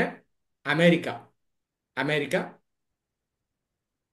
பிரிட்டன், பிரான்ஸ், இவங்களுடைய இன்ஃப்ளூயன்ஸ் இங்க இருக்கு. 3 கிரேட் பவர்ஸோட இன்ஃப்ளூயன்ஸ் இன்னைக்கு இந்தோ பசிபிக்ல இருக்கு. ஒரு கிரேட் பவருடைய இன்ஃப்ளூயன்ஸ் வந்து அந்த அளவுக்கு இந்தோ பசிபிக்ல இருக்கு இல்ல. சொல்ல போனா இந்த கிரேட் பவர் வந்து இங்க வாய்ப்புகளை கோட்டை விடுது அப்படின்னு சொல்லலாம். இந்த கிரேட் பவர் என்ன? Russia sir. Very good, Russia. So when it comes to Indo-Pacific, the great power which has the strongest influence is China. Great powers coming from far away, America, France, and Britain, they are also trying to have their own influence in the Indo-Pacific. But one great power, Russia, has not historically focused much on the Indo-Pacific region. ஹிஸ்டாரிக்கலாகவே பல ஆண்டுகளா இந்த Indian Ocean, Pacific ocean ரெண்டு பகுதிகளில் பெருசா focus பண்ணாத ஒரு நாடு எதுன்னு பார்த்தீங்கன்னா அது ரஷ்யா. யுஎஸ்எஸ்ஆர் 1991ல பிரேக்கப் ஆயிடுது. அதுக்கப்புறம் ரஷ்யா தனியா வந்துடுது. அதுக்கப்புறம் ரஷ்யா இந்த பகுதியில அந்த அளவுக்கு கவனம் செலுத்த முடியல. Got it? இந்த கிரேட் பவர்ஸை தாண்டி நியூட்ரல் பவர்ஸும் இங்க நிறைய இருக்காங்க. நியூட்ரல் பவர்ஸ் நான் சொல்றது பாசிட்டிவ் ரோல் பிளே பண்றவங்க. இம்பீரியல் பவர்ஸ் கிடையாது, ஹெஜிமோனிஸ்டிக் பவர்ஸ் கிடையாது, எக்ஸ்பான்ஷனிஸ்ட் பவர்ஸ் கிடையாது. இவனுடைய அப்ரோச் எப்படி இருக்கும்னா டெமோக்ராட்டிக்கா இருக்கும். நோட் பண்ணிக்கோங்க, approach is democratic. They are not imperial. They are not hegemonistic. They don't try to dominate. Got it?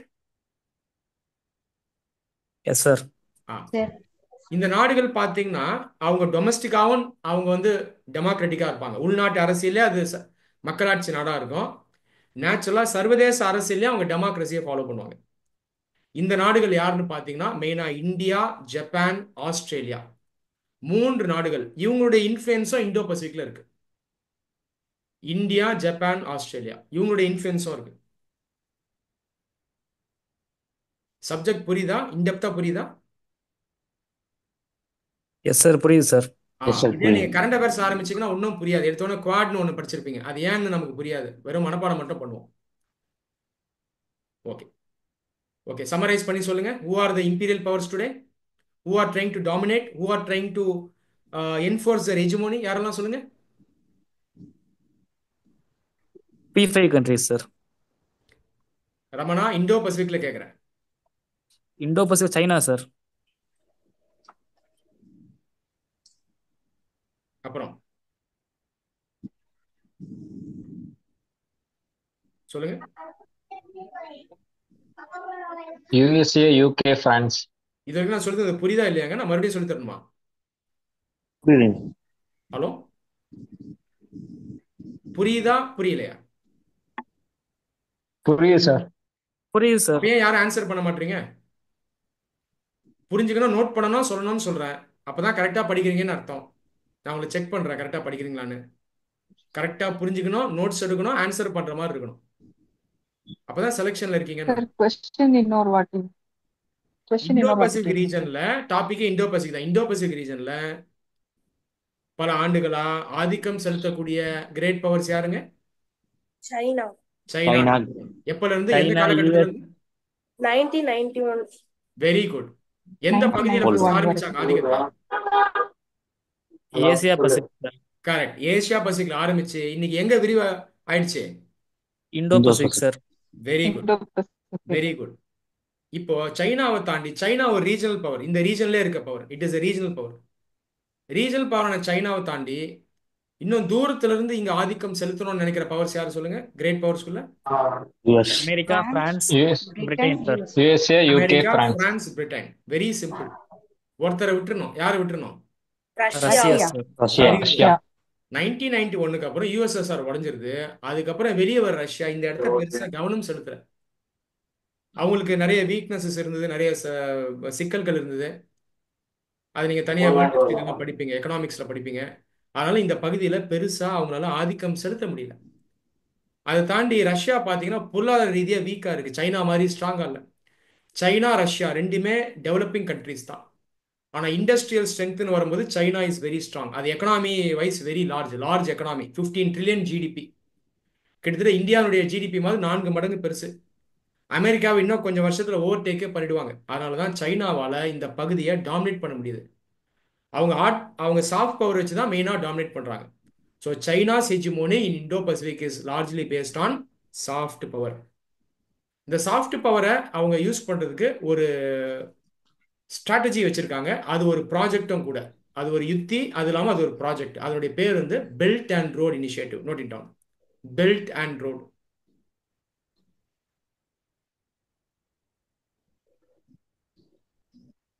இந்த பெல்ட் அண்ட் ரோட் இனிஷியேட்டிவ்ன்ற ப்ராஜெக்ட் கீழே சைனா உலகத்தில் இருக்க பல நாடுகளில் இன்ஃப்ராஸ்ட்ரக்சர் ப்ராஜெக்ட்ஸை பில்டு பண்ணுறாங்க. உட்கட்டமைப்பு ப்ராஜெக்ட்ஸை பில்டு பண்ணுறாங்க. Road, railways, nuclear power plans, thermal power plans, bridges, high speed train network, இந்த மாதிரி இன்ஃப்ராஸ்ட்ரக்சரை பில்டு பண்ணுறாங்க. இதனால மற்ற நாடுகளுக்கும் நலன் கிடைக்குது. சைனா கிட்ட இருந்து டெக்னாலஜி கிடைக்குது, ஃபைனான்ஸ் கிடைக்குது, மேன் பவர் கிடைக்குது. இன்டர்ன் சைனாவுக்கும் இது லாபம். மற்ற நாடுகளில் இன்ஃப்ராஸ்ட்ரக்சர் டெவலப் பண்ணுறதுனால அந்த நாடுகளோட வர்த்தகம் பெருகும். அந்த நாடுகளுடைய இயற்கை வளங்களை சைனாவால் எடுத்து யூஸ் பண்ண முடியும். அது இல்லாமல் இந்த எக்கனாமிக் கோஆப்ரேஷன் மூலமாக பொலிட்டிக்கலாகவும் சைனா மற்ற நாடுகளோட க்ளோஸாக போயிடுறாங்க. புரியுதுங்களா? இந்த ப்ராஜெக்ட் பேர் தான் BRI. BRI is a very important tool under China soft power. இந்த ஒரு ப்ராஜெக்டை யூஸ் பண்ணியே இன்னைக்கு கிட்டத்தட்ட 150 நாடுகளில் சைனாவுடைய செல்வாக்கு இன்னைக்கு அதிகமாக இருக்கு. Got it? So keep in mind, China's hegemony is largely based on is soft power. அடுத்தது போலாங்களா? Okay, sir. எஸ் சார், போலாம் சார். அடுத்த இன்னொரு கான்செப்ட் படிச்சிருவோம். Balance of power. நோட் பண்ணிங்க, பேலன்ஸ் ஆஃப் பவர், ஷார்ட்டா பிஓபி.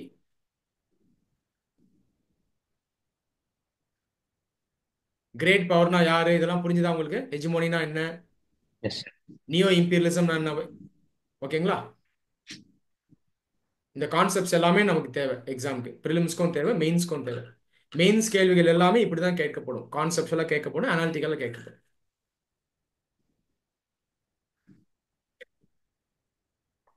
கவனிங்க, பேலன்ஸ் ஆஃப் பவருங்கிறது இன்டர்நேஷனல் லெவல்ல நாடுகள் என்ன விரும்புவாங்கன்னா, முடிஞ்ச வரைக்கும் பவர் இருக்கு பாருங்க, அதிகாரம், இது வந்து டிஸ்பர்ஸ் ஆயிருக்கணும், முடிஞ்ச வரைக்கும் பரவலா ஆக்கப்படணும். அப்படி செய்யப்படாம ஒரே ஒரு நாட்டு கீழே மட்டும் ரொம்ப அதிகமா அதிகாரம் பவர் இருக்குன்னா அது மற்ற நாடுகளுக்கு ஆபத்து. அந்த ஒரே நாடு மற்ற நாடுகளுக்கு பிரச்சனைகளை ஏற்படுத்தும். அந்த அடிப்படையில எந்த ஒரு தனி நாட்டு கையிலையும் ஹியூஜ் அமௌண்ட் ஆஃப் பவர் இருக்கக்கூடாது, எக்ஸஸ் அமௌண்ட் ஆஃப் பவர் இருக்கக்கூடாது. இந்த ஒரு மேனேஜ்மெண்ட் ப்ராசஸ் பேர் தான் balance of power. Okay, note it on. BOP. BOP is a process of management of power at the international level.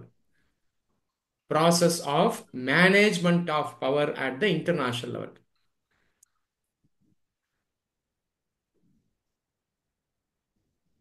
Countries try to ensure that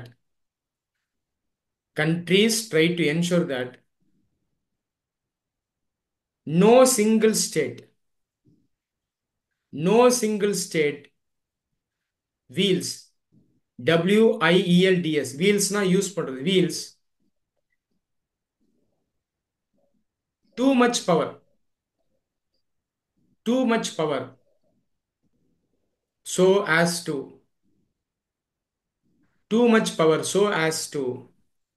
dominate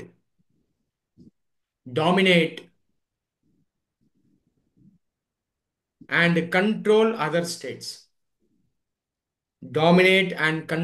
other states. Full stop. Countries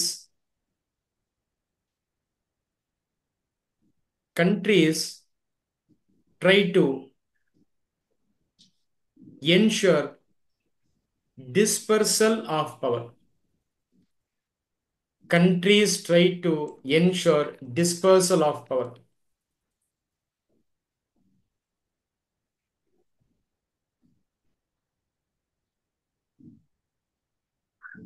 Okay, got it?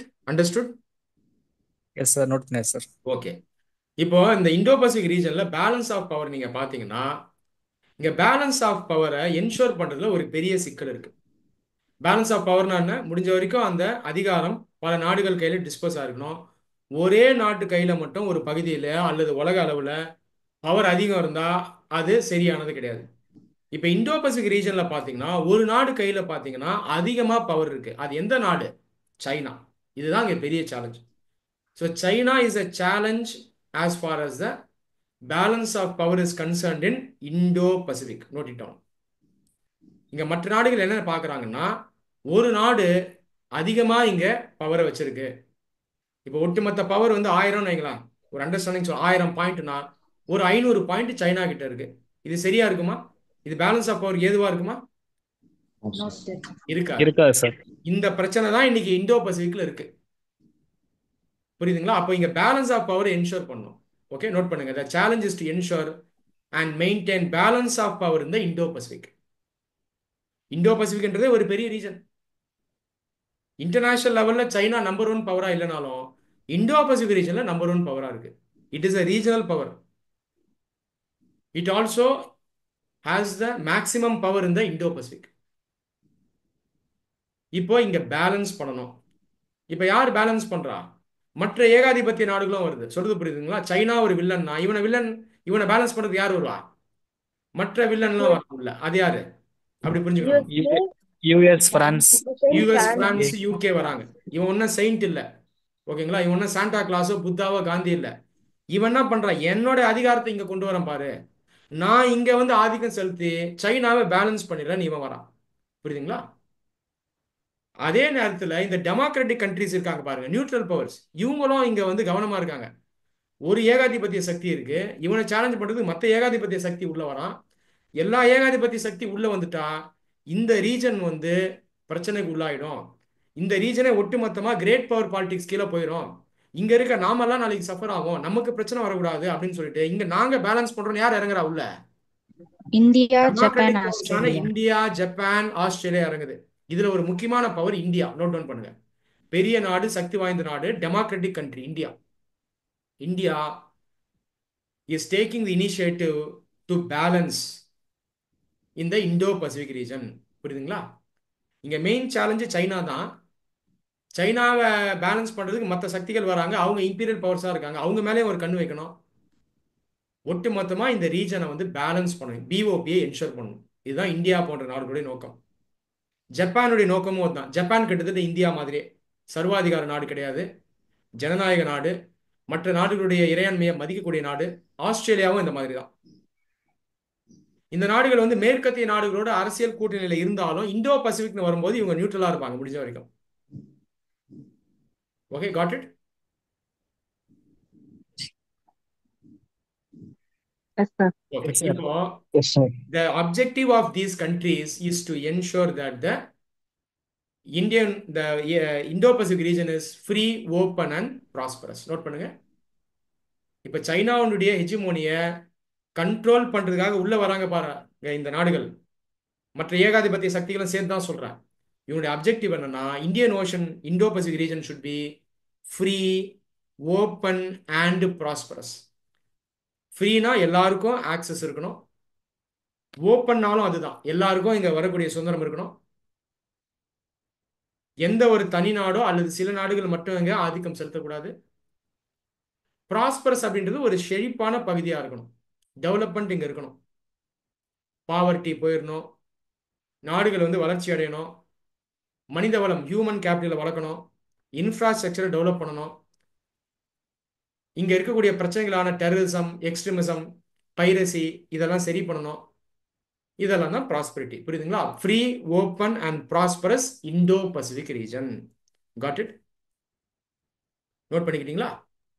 S sir. Yes, sir. Note down, sir. பொதுவாகவே ஞாபகம் வச்சுக்கோங்க, இந்த ocean and cheese, கடல்கள் அப்படின்னு வரும்பொழுது எல்லா நாடுகளுக்கும் எல்லா கடல்லையும் ஆக்சஸ் இருக்கு, ஃப்ரீயா ஆக்சஸ் பண்ணலாம். ஓப்பன் சீயை யார் வேணா ஆக்சஸ் பண்ணலாம்.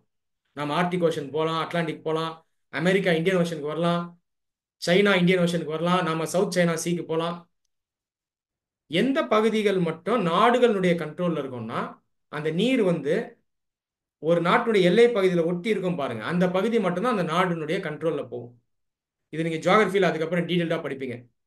சில ஜோன்ஸ் இருக்கும், contiguous zone, exclusive economic zone, இது மட்டும் தான் அந்த நாட்டினுடைய கண்ட்ரோல்ல வரும். அதை தாண்டி வெளியே வந்துட்டீங்க, ஓப்பன் சி வந்துட்டீங்கன்னா எல்லாருக்கும் அது ஓப்பன் தான். ஆனா இந்த free, open, prosperous Indo Pacific ரீஜனை ரியலைஸ் பண்ண விடாம சைனா பண்ணிட்டு இருக்கு சில இடங்கள்ல. நான் சொல்றது புரியுதுங்களா எல்லாருக்கும்? Yes, sir. Yes, sir. உதாரணத்துக்கு பசிபிக் பெருங்கடலுக்குள்ள ஒரு சி இருக்கு, சவுத் சைனா சி. சீஸ் எல்லாமே பாத்தீங்கன்னா ஓஷனுக்குள்ள வரும், ஓஷனுக்குள்ள இருக்கிறது அந்த சி, மார்ஜினல் சீஸ்ன்னு சொல்லுவாங்க. இதெல்லாம் நம்ம வைக்கிற பேர் தான். ஓஷன் எல்லாமே ஒரே இதுதான், எல்லாம் இன்டர் கனெக்டடா இருக்கு, நம்ம பேரை வச்சிருக்கோம் அவ்வளவுதான். அந்த ஓஷனுக்குள்ள சீஸ் இருக்கு. சவுத் சைனா சீல சைனா அந்த ஃப்ரீ, ஓப்பன், ப்ராஸ்பரஸ் கான்செப்டை ஏத்துக்கிறது இல்லை. நீங்க மேப்ல பாத்தீங்கன்னா தெரியும், சவுத் சைனா சீல ஒரு பகுதியில சைனா இருக்கும், மேல் பகுதி நார்த்ல சைனா இருக்கும், கீழே பாத்தீங்கன்னா சவுத் ஈஸ்ட் ஏஷியன் கண்ட்ரிஸ் இருக்கும், மலேசியா, இந்தோனேஷியா, தைவான், இந்த மாதிரி நாடுகள் இருக்கும். இந்த நாடுகளுக்கும் சைனாக்கும் அங்க ஒரு எல்லை பிரச்சனை இருக்கு. சவுத் சைனா சீல நிறைய ஐலண்ட்ஸ் இருக்கு. இந்த ஐலண்ட்ஸ்ல நிறைய ஐலண்ட்ஸ் சைனா கிளைம் பண்ணுது, என்னோடதான்னு சொல்லுது. அது இல்லாம சவுத் சைனா சீனுடைய நீர் இருக்கு பாருங்க, இதுல 90% சைனா கிளைம் பண்றாங்க. இந்த மாதிரி சேலஞ்ச் வந்து சவுத் சைனா சீல இருக்கு. அதனால தான் சைனாவை பார்த்து மற்ற நாடுகளுக்கு ஒரு பயம். இவன் எக்ஸ்பான்ஷனிஸ்ட் பவர், எப்ப வேணா நம்ம நாட்டை கண்ட்ரோல் பண்றதுக்கு வருவான். டைரக்டா நம்ம நாடு ஆக்கிரமிப்பு பண்ணலாம், நம்ம நாட்டை சுத்தி இருக்கக்கூடிய அந்த சீஸை கண்ட்ரோல் பண்ணிடுவான், ஐலாண்ட்ஸை கண்ட்ரோல் பண்ணிடுவான் அப்படின்ற ஒரு பயம் இருக்கு, அச்சுறுத்தல் இருக்கு. இப்ப சவுத் சைனா சீல 90% இவங்க கிளைம் பண்றாங்கன்னா என்ன ஆயிடும்? மிச்சம் 10% தான் மற்ற நாடுகள் இருக்கும். கரெக்டா sir? Yes, sir. Yes, sir. இந்த Yes, sir. உலகத்துல இருக்க மற்ற நாடுகள் எல்லாருமே சவுத் சைனா சீல ஃப்ரீயா போக முடியுமா? போக முடியாது. ட்ரேடுக்கு போக முடியாது. கப்பல்கள் போக முடியாது. நேவிகேட் பண்ண முடியாது. அங்க இருக்க இயற்கை வளங்கள் எடுக்க முடியாது. 90% இவன் கிளைம் பண்றான். 10% தான் ரெஸ்ட் ஆஃப் த வேர்ல்டுக்கு இருக்கும். இந்த மாதிரி சிக்கல்கள்லாம் இருக்கு. அதனாலதான் இங்க மெயினா சைனாவை நம்ம வந்து ஃபோக்கஸ் பண்றோம். இதனால மற்ற ஏகாதிபத்திய சக்திகள் கூடயும் நம்ம வந்து கை கோர்க்கிற மாதிரி இருக்கு. இதற்கு ஒரு உதாரணம் குவாட் அலையன்ஸ். நோட் பண்ணிக்கங்க, குவாட் அலையன்ஸ் அல்லது குவாட் கூட்டமைப்பு. இந்த குவாட் அலையன்ஸ் கீழே 4 நாடுகள் இருக்கு: India, US, Japan, Australia. Aim of Quad is to ensure open, free and prosperous Indo Pacific region. Quad கூட்டமைப்பினுடைய நோக்கம், இலக்கு என்னன்னா அதே தான், free open Indo Pacific region இருக்கணும். எந்த ஒரு நாடோ அல்லது சில நாடுகள் மட்டுமே இங்க ஆதிக்கம் செலுத்தக்கூடாது. இந்த இடம் ஒரு செழிப்பான வளர்ச்சியுடைய ஒரு இடமா இருக்கணும். இதுதான். இதை எப்படி என்ஷூர் பண்றாங்க அவங்க? ஃபர்ஸ்ட் பேலன்ஸ் ஆஃப் பவரை கொண்டு வரணும் இல்லையா? ஒத்துக்கிறீங்களா? பேலன்ஸ் ஆஃப் பவரை இந்தோ பசிபிக்ல கொண்டு வந்தது தானே அது ஃப்ரீ ஓப்பன் அண்ட் ப்ராஸ்பரஸா மாறும். ஆமா, correct? Yes, sir. Yes, sir. Yes, sir. அப்ப பிஓபியை கொண்டு வரணும். யாரை ஃபர்ஸ்ட் பேலன்ஸ் பண்ணுவாங்க? யாரை செக் பண்ணணும்? China. China. சைனாவை செக் பண்ணணும். Correct, correct. இதுதான் குவாட்னுடைய நோக்கம். ஒட்டுமொத்தமா free, prosperous and open Indo Pacific. டைரக்டா சைனாவை சேலஞ்ச் பண்ணல. ஆனா சைனா தான் இங்க ஹெஜமோனிஸ்டிக் பவரா இருக்கிறதுனால, பேலன்ஸ் ஆஃப் பவருக்கு ஒரு சேலஞ்சா இருக்கிறதுனால அவங்கள நம்ம செக் பண்றோம். செக் பண்றது என்னன்னு பாத்தீங்கன்னா, ஒரு நாடு ஒரு ஏகாதிபத்திய சக்தியா இருக்கிற நாடு மற்ற நாடுகள் மேல ஆதிக்கம் செலுத்திட்டு இருக்கா, விரிவடையுதான்றத நம்ம வாட்ச் பண்றது. இது பேர் தான் செக்கிங். இன்னொன்னு கண்டெய்ன்மெண்ட். கண்டெய்னிங்னா அதை வளர்ச்சி அடையாம ஸ்டாப் பண்ணி வைக்கிறது. இதுதான் கண்டெய்ன்மெண்ட். Checking and containment. நாம தற்போதைக்கு சைனாவை கண்டெயின் பண்ணல, செக் பண்ணி வைக்கிறோம், செக் பண்றோம், வாட்ச் பண்றோம், சர்வேலன்ஸ் பண்றோம். இதுதான் குவாட். குவாட் கீழே 3 டெமோக்ராட்டிக் கண்ட்ரிஸ் இருக்கு: இந்தியா, ஆஸ்திரேலியா, ஜப்பான். அமெரிக்காவும் டெமோக்ராட்டிக் தான். ஆனா அமெரிக்கா டொமஸ்டிக்கா தான் டெமோக்ராட்டிக், இன்டர்நேஷனல் லெவல்ல டெமோக்ராட்டிக் இல்ல, இல்லையா? இன்டர்நேஷனல் பாலிடிக்ஸ்ல அமெரிக்கா டெமோக்ராட்டிக்கா? No, sir. ஏன்? No, sir. ஏன்? Imperial power, sir. ஆமா, US. Neo imperial power. இன்னொரு நாடின் மீது நீங்க ஆதிக்கம் செலுத்தணும், கண்ட்ரோல் பண்ணணும் அப்படின்னாலே நீங்க டெமோக்ராட்டிக் பவரா இருக்க முடியாது. இன்டர்னலா இருந்துக்கலாம். அமெரிக்காக்குள்ள நான் டெமோக்ரஸின்னு சொல்லலாம். இப்ப இன்னைக்கு ட்ரம்ப் பாருங்க, மற்ற நாடுகள் மேல ட்ரேட் வார்க்கு போயிட்டாரு அவர். இவ்வளவு காலம் அமெரிக்கா மற்ற நாடுகளை யூஸ் பண்ணிச்சு வளர்ச்சி அடைஞ்சது. இன்னைக்கு இதெல்லாம் யோசிக்காம அவங்க என்ன பண்றாங்கன்னா, இமிகிரன்ஸை வர விடுறது இல்ல, நிறைய செக்ஸ் அண்ட் பேலன்சஸ் கொண்டு வந்துட்டாங்க. மற்ற நாடுகள் மேல வரி அதிகம் விதிக்கிறாங்க. பல நாடுகள் கிட்ட இருந்து இயற்கை வளங்களை வாங்கி தான் அமெரிக்கா வளர்ச்சி பெற்றது. இன்னைக்கு அந்த நாடுகள் மேலேயே பாத்தீங்கன்னா டேரிஃப்ஸ் அதிகம் போடுறாங்க. இந்தியா மேலேயும் டேரிஃப்ஸ் இன்க்ரீஸ் பண்ணிருக்காங்க. இப்படி ஒரு நிலை இருக்கு. Okay, Yes, sir. அடுத்தது போலாங்களா? Yes, sir. போலாம் sir. ஓகே. Yes, sir. இந்த குவாட் அலையன்ஸை தாண்டி இன்னொரு அலையன்ஸ் இருக்கு, ஆக்கஸ் அலையன்ஸ். AUKUS, ஆக்கஸ். ஒரு 4 வருடங்களுக்கு முன்னாடி இந்த அலையன்ஸ் ஸ்டார்ட் ஆச்சு. அலையன்ஸ் அப்படின்றது 2 மேற்பட்ட நாடுகள் ஒரு கூட்டமைப்பா செயல்படுறது தான் அலையன்ஸ். இது வந்து ஒரு official cooperation. Official cooperation between 2 or more states to achieve common interest and goals. இதுதான் அலையன்ஸ். ஏற்கனவே படிச்சதான், எதுவும் புதுசு இல்லை. காமன் இன்ட்ரெஸ்ட் அண்ட் கோல்ஸ் இருக்கும், பொதுவான இன்ட்ரெஸ்ட் கோல்ஸ் இருக்கும். அதற்காக ஒரு அபிஷியல் கோஆபரேஷனை உருவாக்குறது தான் alliance. Official cooperation between 2 or more states to achieve common interest and goals. Indo Pacific பொறுத்த வரைக்கும் காமன் இன்ட்ரெஸ்ட் அண்ட் கோல் எது? Free, open and progress Indo-Pacific. Very good. Free, open and prosperous Indo Pacific.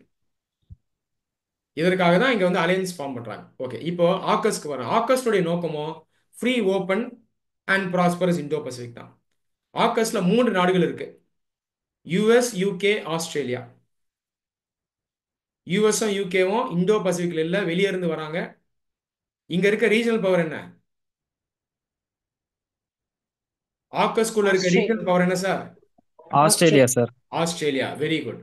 சப்ஜெக்டை miss பண்ணவே கூடாது. ஏற்கனவே படிச்சதை வச்சு தான் answer பண்ணணும். அன்னன்னைக்கு என்ன படிக்கிறீங்களோ அதுக்கு முக்கியத்துவம் கொடுங்க, அதை வச்சே ஃபர்தரா பில்ட் பண்ணுங்க.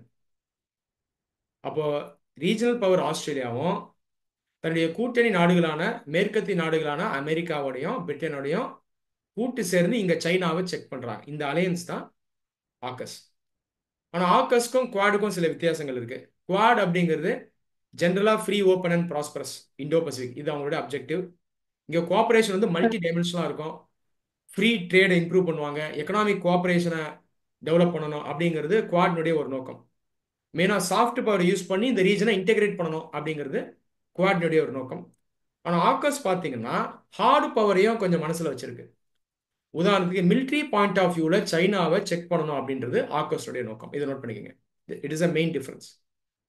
ஆக்கஸ் மெயின்லி ஃபோக்கஸ் ஆன் செக்யூரிட்டி, பாதுகாப்பு, இதற்கு முக்கியத்துவம் கொடுக்குறாங்க. அவங்களோட மெயின் ஃபோக்கஸ் சைனா மேல இருக்கு. இந்தோ பசிபிக் ரீஜனை ஒட்டுமொத்தமா வளர்ச்சி அடைய செய்யணும் அப்படின்றத தாண்டி they are mainly focusing on China. அதுக்கு ஒரு உதாரணம், இது ஆக்கஸ் ஆரம்பிக்கப்பட்டதுல இருந்து மிலிட்ரி டெக்னாலஜிஸை யூகேவும் யூஎஸும் ஆஸ்திரேலியாவுக்கு டிரான்ஸ்ஃபர் பண்ணணும்னு நினைக்கிறாங்க. ஆஸ்திரேலியா ஒரு மேற்கத்திய நாடு, ஜியோகிராபிக்கலாக ஈஸ்ட்னாலும் பொலிட்டிக்ஸ் வரும்போது அது western country, democratic country, capitalist country. ஆனாலும் மிலிட்ரி வச்சு பார்க்கும்போது வீக் பவர், அவங்க கையில் மிலிட்ரி அந்த அளவுக்கு ஸ்ட்ராங் கிடையாது. அதனால யூஎஸும் யூகேவும் மிலிட்ரி டெக்னாலஜியை ஆஸ்திரேலியா கையில் கொடுக்குறாங்க. ஏன்னா ஆஸ்திரேலியா ரீஜனல் பவர், இங்கேயே இருக்கிற பவர். அவனை ராணுவ ரீதியாக ஸ்ட்ரெங்தன் பண்ணாதான் சைனாவை ஒரு டிஸ்டன்ஸில் வைக்க முடியும், அவனுடைய ஆதிக்கத்தை கண்ட்ரோல் பண்ண முடியும். இந்த அடிப்படையில் பல ஆண்டுகளுக்கு முன்னாடி யூஎஸும் யூகேவும் இந்த நியூக்ளியர் டெக்னாலஜியை ஆஸ்திரேலியாவுக்கு டிரான்ஸ்ஃபர் பண்ணாங்க. நேவி பொறுத்த வரைக்கும் நியூக்ளியர் டெக்னாலஜி வச்சு நம்ம ஷிப்ஸை பவர் பண்ணலாம், சப்மரைன்ஸை பவர் பண்ணலாம். இந்த டெக்னாலஜி ஆஸ்திரேலியாவுக்கு யூஎஸும் யூகேவும் டிரான்ஸ்ஃபர் பண்ணுறாங்க. அப்போ அந்த மிலிட்ரி டைமென்ஷன் வந்து ஆக்கஸில் ஸ்ட்ராங்காக இருக்கு. Okay, God it? Yes sir. Sir okay, அடுத்தது ரீசெண்டாக ஒரு 1.5 இயர்ஸ்க்கு முன்னாடி இங்கே ஒரு எக்கனாமிக் அலையன்ஸும் ஃபார்ம் ஆச்சு. இது பேர் IPF, Indo Pacific economic framework.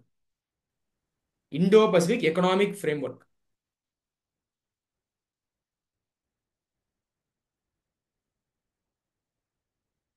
இதுல 14 நாடுகள் இருக்கு, 14 countries. Basically IPF uses soft power. ஏன்னா ஐபிஎஃப்ன்றது எக்கனாமிக் அலையன்ஸ், இது ஒரு ட்ரேட் கோஆபரேஷன், வர்த்தகத்தை வச்சு செயல்படுறதுனால இது சாஃப்ட் பவர். நாடுகளுக்கு மத்தியில் ஒரு ஃப்ரெண்ட்ஷிப் உருவாக்கி பொருளாதார ரீதியாக அந்த நாடுகளை ஒன்றுக்கு ஒன்று இந்த நாடுகளை ஒன்றிணைத்து இந்த பகுதியை டெவலப் பண்ணணும்னு இந்த ஐபிஎஃப் நடக்குது. ஐபிஎஃப் யாருடைய இனிஷியேட்டிவ்னு பார்த்தீங்கன்னா அமெரிக்காவுடைய initiative. It is a initiative of US. US wants to economically integrate the countries in Indo-Pacific and ensure economic development of the Indo-Pacific. இதுதான் ஐபிஎஃப் நோக்கம். ஐபிஎஃப்ல இந்தியாவும் ஒரு மெம்பரா இருக்கும். இன்னைக்கு இந்தியாவும் அமெரிக்காவும் க்ளோஸ் ஃப்ரெண்ட்ஸா இருக்கும், ஸ்ட்ராட்டஜிக்கலி அலைன்டு, லாங் டேர்ம் பார்ட்னர்ஸா இருக்கும். அதனால அமெரிக்காவோட இந்தியா இண்டோ பசிபிக்ல ஒரு நேச்சுரல் பார்ட்னரா நம்ம ஒர்க் பண்ணிட்டு இருக்கோம். So India and US are strategic partners இந்த இண்டோ பசிபிக். இப்போ அமெரிக்காவுடைய நட்பு நமக்கு இங்கே ரொம்ப ஹெல்ப்ஃபுல்லாக இருக்கு பாருங்க. குவாட்ல அமெரிக்கா இருக்கா? இருக்கு. ஐபிஎஃப்ல அமெரிக்கா இருக்கா? இருக்கு. சைனாவை செக் பண்றதுக்கு அமெரிக்கா யூஸ்ஃபுல்லா இருக்கா? இருக்கு. அப்போ அமெரிக்காவுனால இந்தியாவுக்கு இண்டோ பசிபிக்ல நன்மைகள் இருக்கு, இந்தியாவுனால அமெரிக்காவுக்கு நிறைய நன்மைகள் இங்க இருக்கு. எப்படி இந்தியா அமெரிக்காவுக்கு யூஸ்ஃபுல்லா இருக்கு? இந்தியா ஒரு அலையன்ஸ் பார்ட்னர், அமெரிக்காவுக்கு. ஆனா அமெரிக்காவுக்கு இன்டர்நேஷனல் லெவல்ல சைனா ஒரு காம்படிட்டர். இன்னைக்கு சைனாவை ஃபர்ஸ்ட் எங்க செக் பண்ணணும்னா இண்டோ பசிபிக்ல செக் பண்ணணும். சைனாவுடைய ரீஜனுக்கே வந்து சைனாவை செக் பண்ணணும். இங்க சைனாவை செக் பண்றதுக்கு யாரு நமக்கு பார்ட்னரா இருப்பான்னு அமெரிக்கா பாக்குது. இங்க மெயின் கண்ட்ரியா இந்தியா இருக்கு, இன்னொரு கண்ட்ரி ஜப்பான். ஜப்பானும் அமெரிக்காவுக்கு ஒரு முக்கியமான partner. Japan and India are 2 important partners. பெரிய நாடு, இயற்கை வளங்கள் அதிகம் கொண்ட நாடு, ராணுவத்துல ஸ்ட்ராங்கான நாடுனா அது இந்தியா தான். ஜப்பான் அந்த அளவுக்கு கிடையாது. So India and US are strategic partners in the Indo Pacific region. சரிங்களா? Got it? Yes sir. Yes sir. இன்னைக்கு கிளாஸ் எப்படி படிச்சிருக்கோம்? இன்னர் சர்க்கிள், அவுட்டர் சர்க்கிள் வச்சு படிச்சிருக்கோம். முக்கியமான கான்செப்ட்ஸ் படிச்சிருக்கோம், நிறைய ஃபேக்ட்ஸும் படிச்சிருக்கோம். ஃபேக்ட்ஸ்னு வரும்போது நிறைய இனிஷியேட்டிவ்ஸை இன்னைக்கு படிச்சிருக்கோம். குவாட், ஆக்கஸ் இதெல்லாம் படிச்சிருக்கோம். இப்படி தான் நீங்கள் சப்ஜெக்டை படிச்சுக்கிட்டு போகணும். இன்னர் சர்க்கிள்லேருந்து அவுட்டர் சர்க்கிள் போகணும். ஓகே, இந்தியா பாயிண்ட் ஆஃப் வியூவில் நம்ம தனிப்பட்ட முறையில் நம்ம சில இனிஷியேட்டிவ்ஸ் எடுத்திருக்கோம். அது என்னங்கிறத பார்த்துடலாம். First IPOI strategy, Indian Pacific oceans initiative. Note பண்ணிக்கங்க, இந்தியன் பசிபிக் ஓஷன் இனிஷியேட்டிவ். ரொம்ப சிம்பிளா சொல்ல போனா இந்தோ பசிபிக் ஸ்ட்ராட்டஜி. இது என்ன ஸ்ட்ராட்டஜின்னு பார்த்தீங்கன்னா, இந்தோ பசிபிக் ரீஜன்ல நாடுகள் மத்தியில் ஒற்றுமையை கொண்டு வரதுக்கும் பேலன்ஸ் ஆஃப் பவரை இன்ஷூர் பண்றதுக்கும் இந்தியா எடுத்திருக்கக்கூடிய முயற்சி தான் இந்த ஐபிஓஐ. பொதுவாக இந்த ஸ்ட்ராட்டஜிஸ்க்குள்ள கீழே பார்த்தீங்கன்னா டிஃப்ரெண்ட் பில்லர்ஸ்ல கோஆபரேஷன் இருக்கும். Economic, trade, technology, diaspora, natural resources, energy trade, energy security, இந்த மாதிரி பல்வேறு கோணங்களில் இந்த இனிஷியேட்டிவ் கீழே ஸ்டெப்ஸ் எடுப்பாங்க. அந்த அடிப்படையில் ஐபிஓஏ ஸ்ட்ராட்டஜி கீழே இந்தியா என்ன பண்ணுறாங்கன்னா, இந்த இந்தோ பசிபிக் ரீஜன்ஸ்ல இருக்கக்கூடிய நாடுகளோட ஒரு நட்புறவை ஏற்படுத்தணும் அப்படின்னு நினைக்கிறாங்க. சைனாவை செக் பண்ணணும் அப்படின்னும் இந்தியா நினைக்குது. இந்த ஐபிஓஏ ஸ்ட்ராட்டஜி கீழே இந்தியாவுக்கு ஒரு முக்கிய பார்ட்னர் ரீஜன் எதுன்னு பார்த்தீங்கன்னா சவுத் ஈஸ்ட் ஏஷியா. நோட் பண்ணிக்கோங்க, South East Asia. South East ஏஷியாவில் ஒரு 11 நாடுகள் இருக்கு. இவங்க ஏற்கனவே ஒரு கூட்டமைப்பு வச்சிருக்காங்க, அது பேர் ஆசியான். ஆசியான் 10 நாடுகள் இருக்கு. Indonesia, Malaysia, Singapore, Brunei, Vietnam, Cambodia, Lao, Myanmar, இந்த நாடுகள்லாம் ஆசியான்ல மெம்பர்ஸாக இருக்காங்க. இந்த நாடுகளோட நம்ம பல வருஷம் நட்புறவுல தான் இருக்கோம். இப்போ ஐபிஓஏ ஸ்ட்ராட்டஜி கீழே நாம இந்த ரீஜனோட ஒரு ஸ்ட்ராங் பார்ட்னர்ஷிப் வச்சிருக்கோம். புரியுதுங்களா? அதை நோட் பண்ணிக்க. Able to follow? Yes yes sir. Sir. Yes. Indo Pacific ரீஜன்ல வரும்போது நமக்கு 2 பெரிய நண்பர்கள் இருக்காங்க. தனி நாடா பார்க்கும்போது Japan is a good friend of India. It is a natural partner of India. Note it on. தனி நாடா பார்க்கும்போது, ஒரு பெரிய சக்தி வாய்ந்த நாடா பார்க்கும்போது ஜப்பான் வரும். Democratic country like India, strong economic power. ரெண்டாவது வந்து இந்த சவுத் ஈஸ்ட் ஏஷியன் ரீஜன், அங்க இருக்க ஆர்கனைசேஷன் ஆசியான். இந்த 2 பேரும் நமக்கு important partners under the IPOA strategy. ஓகேவா? Shall we move forward? Yes sir. எப்படி இந்தியாவுக்கு இந்தியன் ஓஷன் இனிஷியேட்டிவ்னு இருக்கோ, அதே போல இந்த ஆசியானுக்கும் இந்தியன் பசிபிக் ஓஷன் இனிஷியேட்டிவ்ன்ற ஒரு ஸ்ட்ராட்டஜி இருக்கு. அவங்களும் இதே மாதிரி ஒரு ஸ்ட்ராட்டஜி வச்சிருக்காங்க. இப்போ இந்த 2 ஸ்ட்ராட்டஜி என்ன ஆகுதுன்னா சிங்க்ரனைஸ் ஆகுது. நான் உன்னோட ஒர்க் பண்றேன், 2 பேரும் பார்ட்னர்ஸா இருக்கும். உன் ஸ்ட்ராட்டஜியும் என் ஸ்ட்ராட்டஜியும் நம்ம என்ன பண்ணலாம்? இன்டிகிரேட் பண்ணிக்கலாம். இது உனக்கும் நல்லது, எனக்கும் நல்லது. 2 பேரும் இணைஞ்சு இந்த இந்தோ பசிபிக் ரீஜனை டெவலப் பண்ணுவோம் அப்படின்ற அடிப்படையில் India is working with ASEAN. Got it? Note it down. India's IPOA strategy and ASEAN's IPOA strategy are complementary to each other. ரெண்டும் ஒண்ணுக்கு ஒன்று சப்போர்ட் பண்ணுது. ரைட்?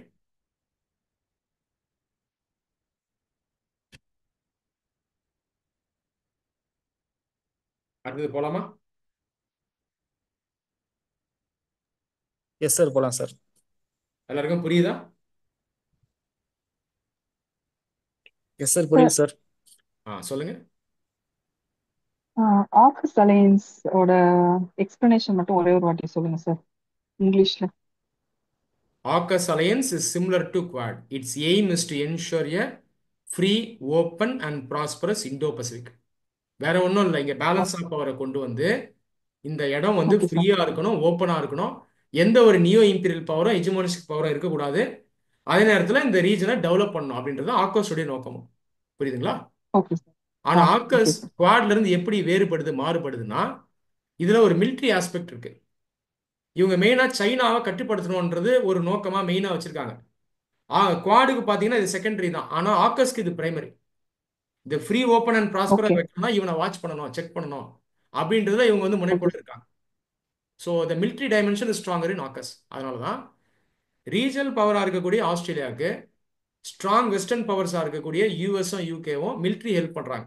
நியூக்ளியர் டெக்னாலஜியை சப்ளை ஓகே பண்ணிருக்காங்க. சார். ரைட்டுங்களா? Okay okay sir. Thank you sir. International relation பொறுத்த வரைக்கும் எப்பயுமே ஞாபகம் வச்சுக்கோங்க, அது வந்து ஒரு ஜீரோ சம் கேம் கிடையாது. ஜீரோ சம் கேம்ன்றது ஒரு நாடு எல்லாத்தையும் எடுத்துட்டு போறது, இன்னொரு நாடு கம்ப்ளீட்டா இழந்து அழிஞ்சு போயிடுறது.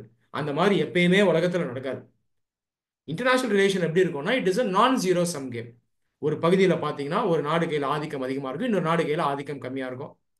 இன்டர்நேஷனல் லெவல்லையும் இப்படி தான் இருக்கும். நாடுகள் போட்டி போடுவாங்க, இது அப்படியே வேரி ஆகிட்டே இருக்கும். So you will see variation through power. இப்படி தான் நீங்கள் பார்க்கணும். ரைட்டுங்களா? எந்த நாடும் ஒரு நாடு சண்டை போட்டு ஃபுல்லாலாம் அழிச்சிட முடியாது. இன்டர்நேஷனல் ரிலேஷனுக்கு கிளைமேக்ஸ்ன்ற ஒரு கான்செப்டே கிடையாது. Okay, next alliance or cooperation is ஏஏஜிசி.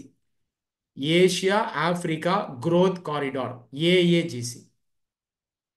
Indo Pacific ரீஜன்ல நான் ஏற்கனவே சொன்னது போல ஆப்பிரிக்காவும் வரும், ஈஸ்டர்ன் பார்ட் ஆஃப் ஆப்பிரிக்காவும் வரும். அப்போ ஆப்பிரிக்காவுக்கு ஆக்சஸ் நமக்கு இந்தோ பசிபிக் ரீஜன்ல நமக்கு இருக்கு. இந்தியன் ஓஷன் தான் நமக்கு ஆப்பிரிக்காவுக்கு ஆக்சஸ் கொடுக்குது. ஏஏஜிசிங்கிற ப்ராஜெக்ட் கீழே இந்தியாவும் அதனுடைய பார்ட்னர் ஜப்பானும் இணைஞ்சு எப்படி சைனா பிஆர்ஐன்ற ஒரு ப்ராஜெக்டை மற்ற நாடுகளை இம்ப்ளிமெண்ட் பண்றாங்களோ அதே போல ஆப்பிரிக்கன் கான்டினென்ட்ல இந்தியாவும் ஜப்பானும் இணைஞ்சு நம்ம நிறைய இன்ஃப்ராஸ்ட்ரக்சர் ப்ராஜெக்ட்ஸை பில்ட் பண்றோம். இதுதான் இந்த ஏஏஜிசி. Got it?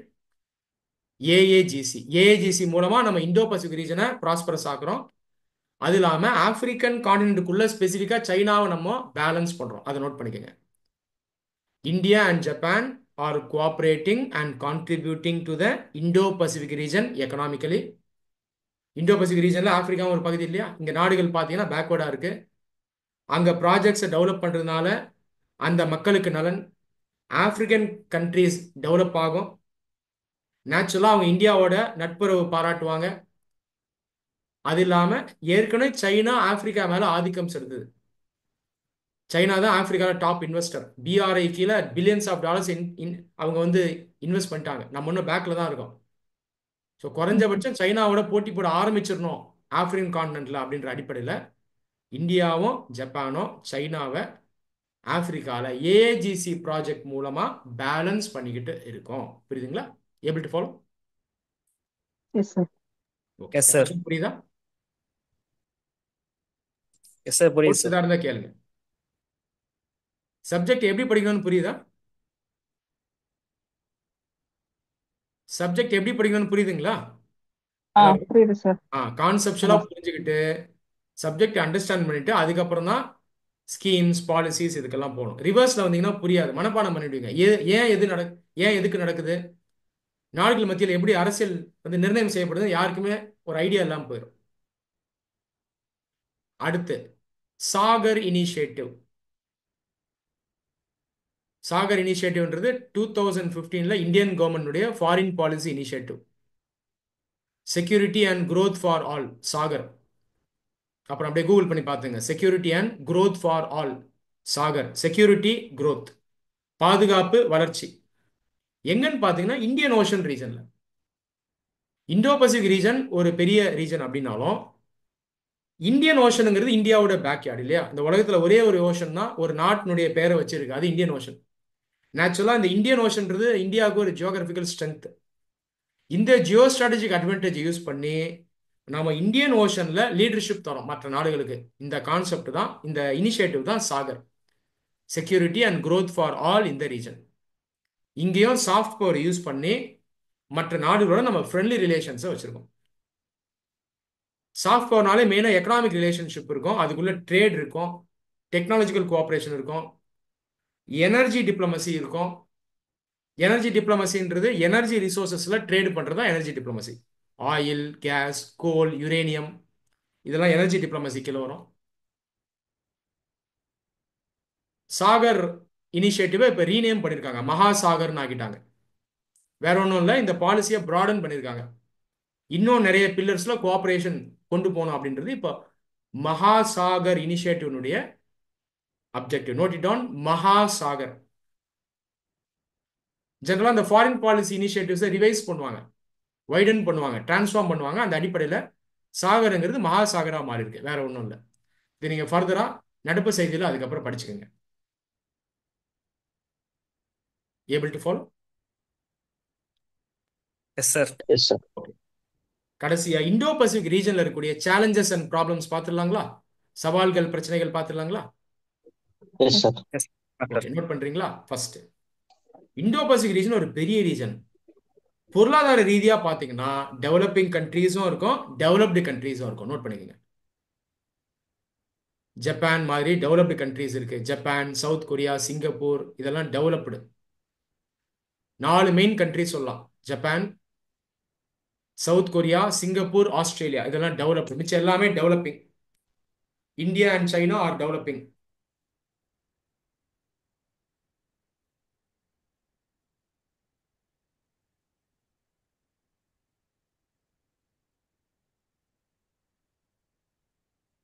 சிங்கப்பூர், தாய்வான் சின்ன developed countries.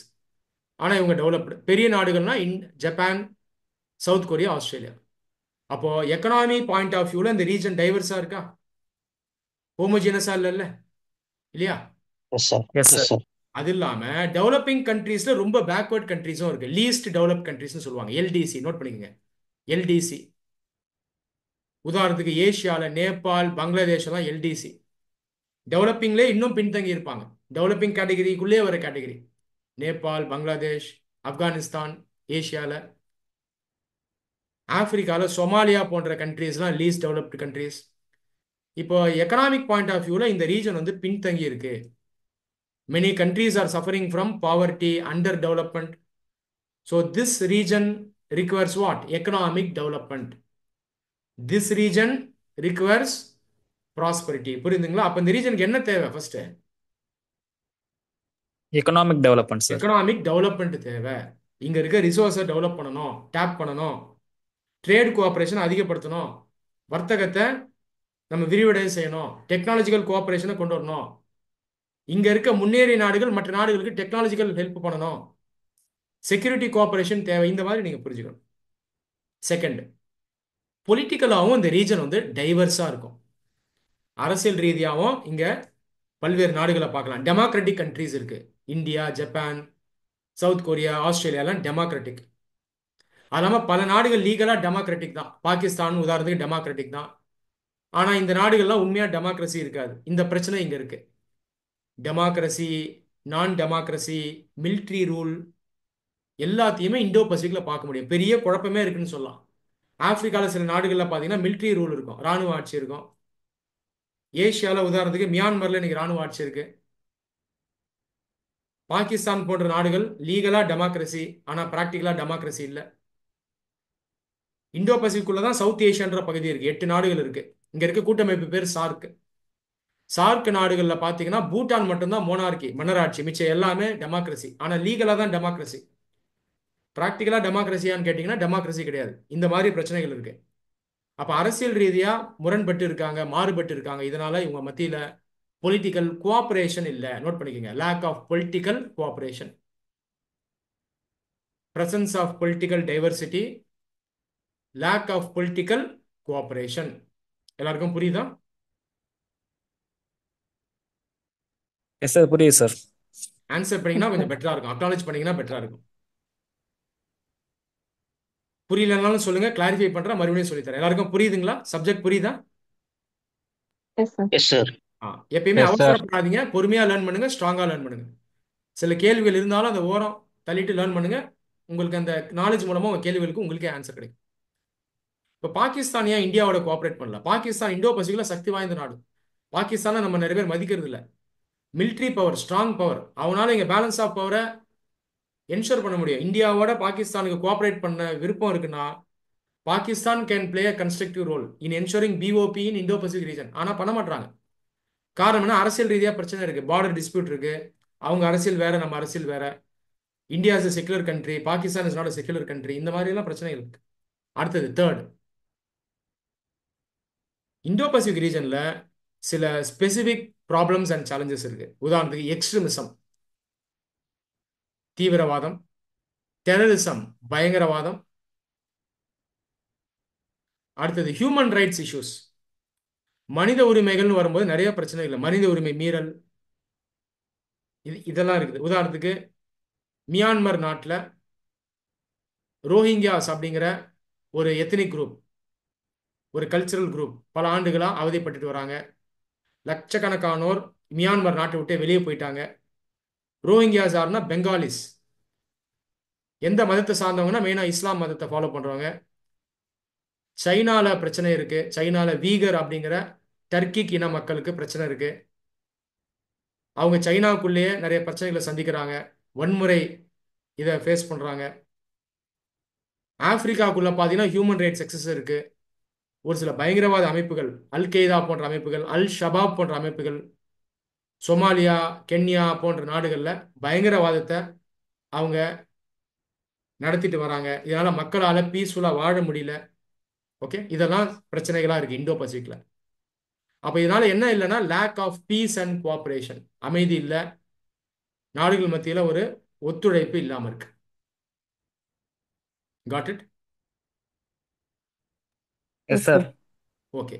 another specific challenge is piracy. Piracy கேள்விப்பட்டிருக்கீங்களா? கடல் கொள்ளையர்கள்னு சொல்லுவாங்க, பைரட்ஸ். இந்த பிரச்சனை இந்தோ பசிபிக்ல இருக்கு. மெயினா இது எங்க இருக்குன்னா இந்தியன் ஓஷன் ரீஜன்ல இருக்கு. இந்தியன் ஓஷன் எடுத்து பார்த்தீங்கன்னா இந்தியாவையும் ஆப்பிரிக்காவையும் இணைக்கும், வெஸ்ட் ஏஷியாவையுமே இணைக்கும். இந்த ஹார்ன் ஆஃப் ஆப்பிரிக்கான்ற ஒரு பகுதி இருக்கும், மேப்ல பாருங்க. அதுக்கப்புறம் Horn of Africa, Somalia, Eritrea, Ethiopia, Tanzania, Kenya போன்ற நாடுகள் இருக்கு. இந்த ஹார்ன் ஆஃப் ஆப்பிரிக்கா சுத்தி இருக்கக்கூடிய ஒரு பிரச்சனை இந்த பைரசி. பைரசினால இங்க ஃப்ரீ ட்ரேட் கண்டக்ட் பண்ண முடியல, ஒரு அச்சுறுத்தல் இருக்கு. இது வந்து எக்கனாமிக் கோஆபரேஷன் அஃபெக்ட் பண்ணுது. இந்த பைரசிங்கிறது ஒரு சேலஞ்ச். இந்த பைரசியை ஓவர் கம் பண்றது இந்தியாவும் மற்ற நாடுகளும் இணைந்து செயல்படும். ஓகேவா? இதை நோட் பண்ணிக்கோங்க. பைரசி.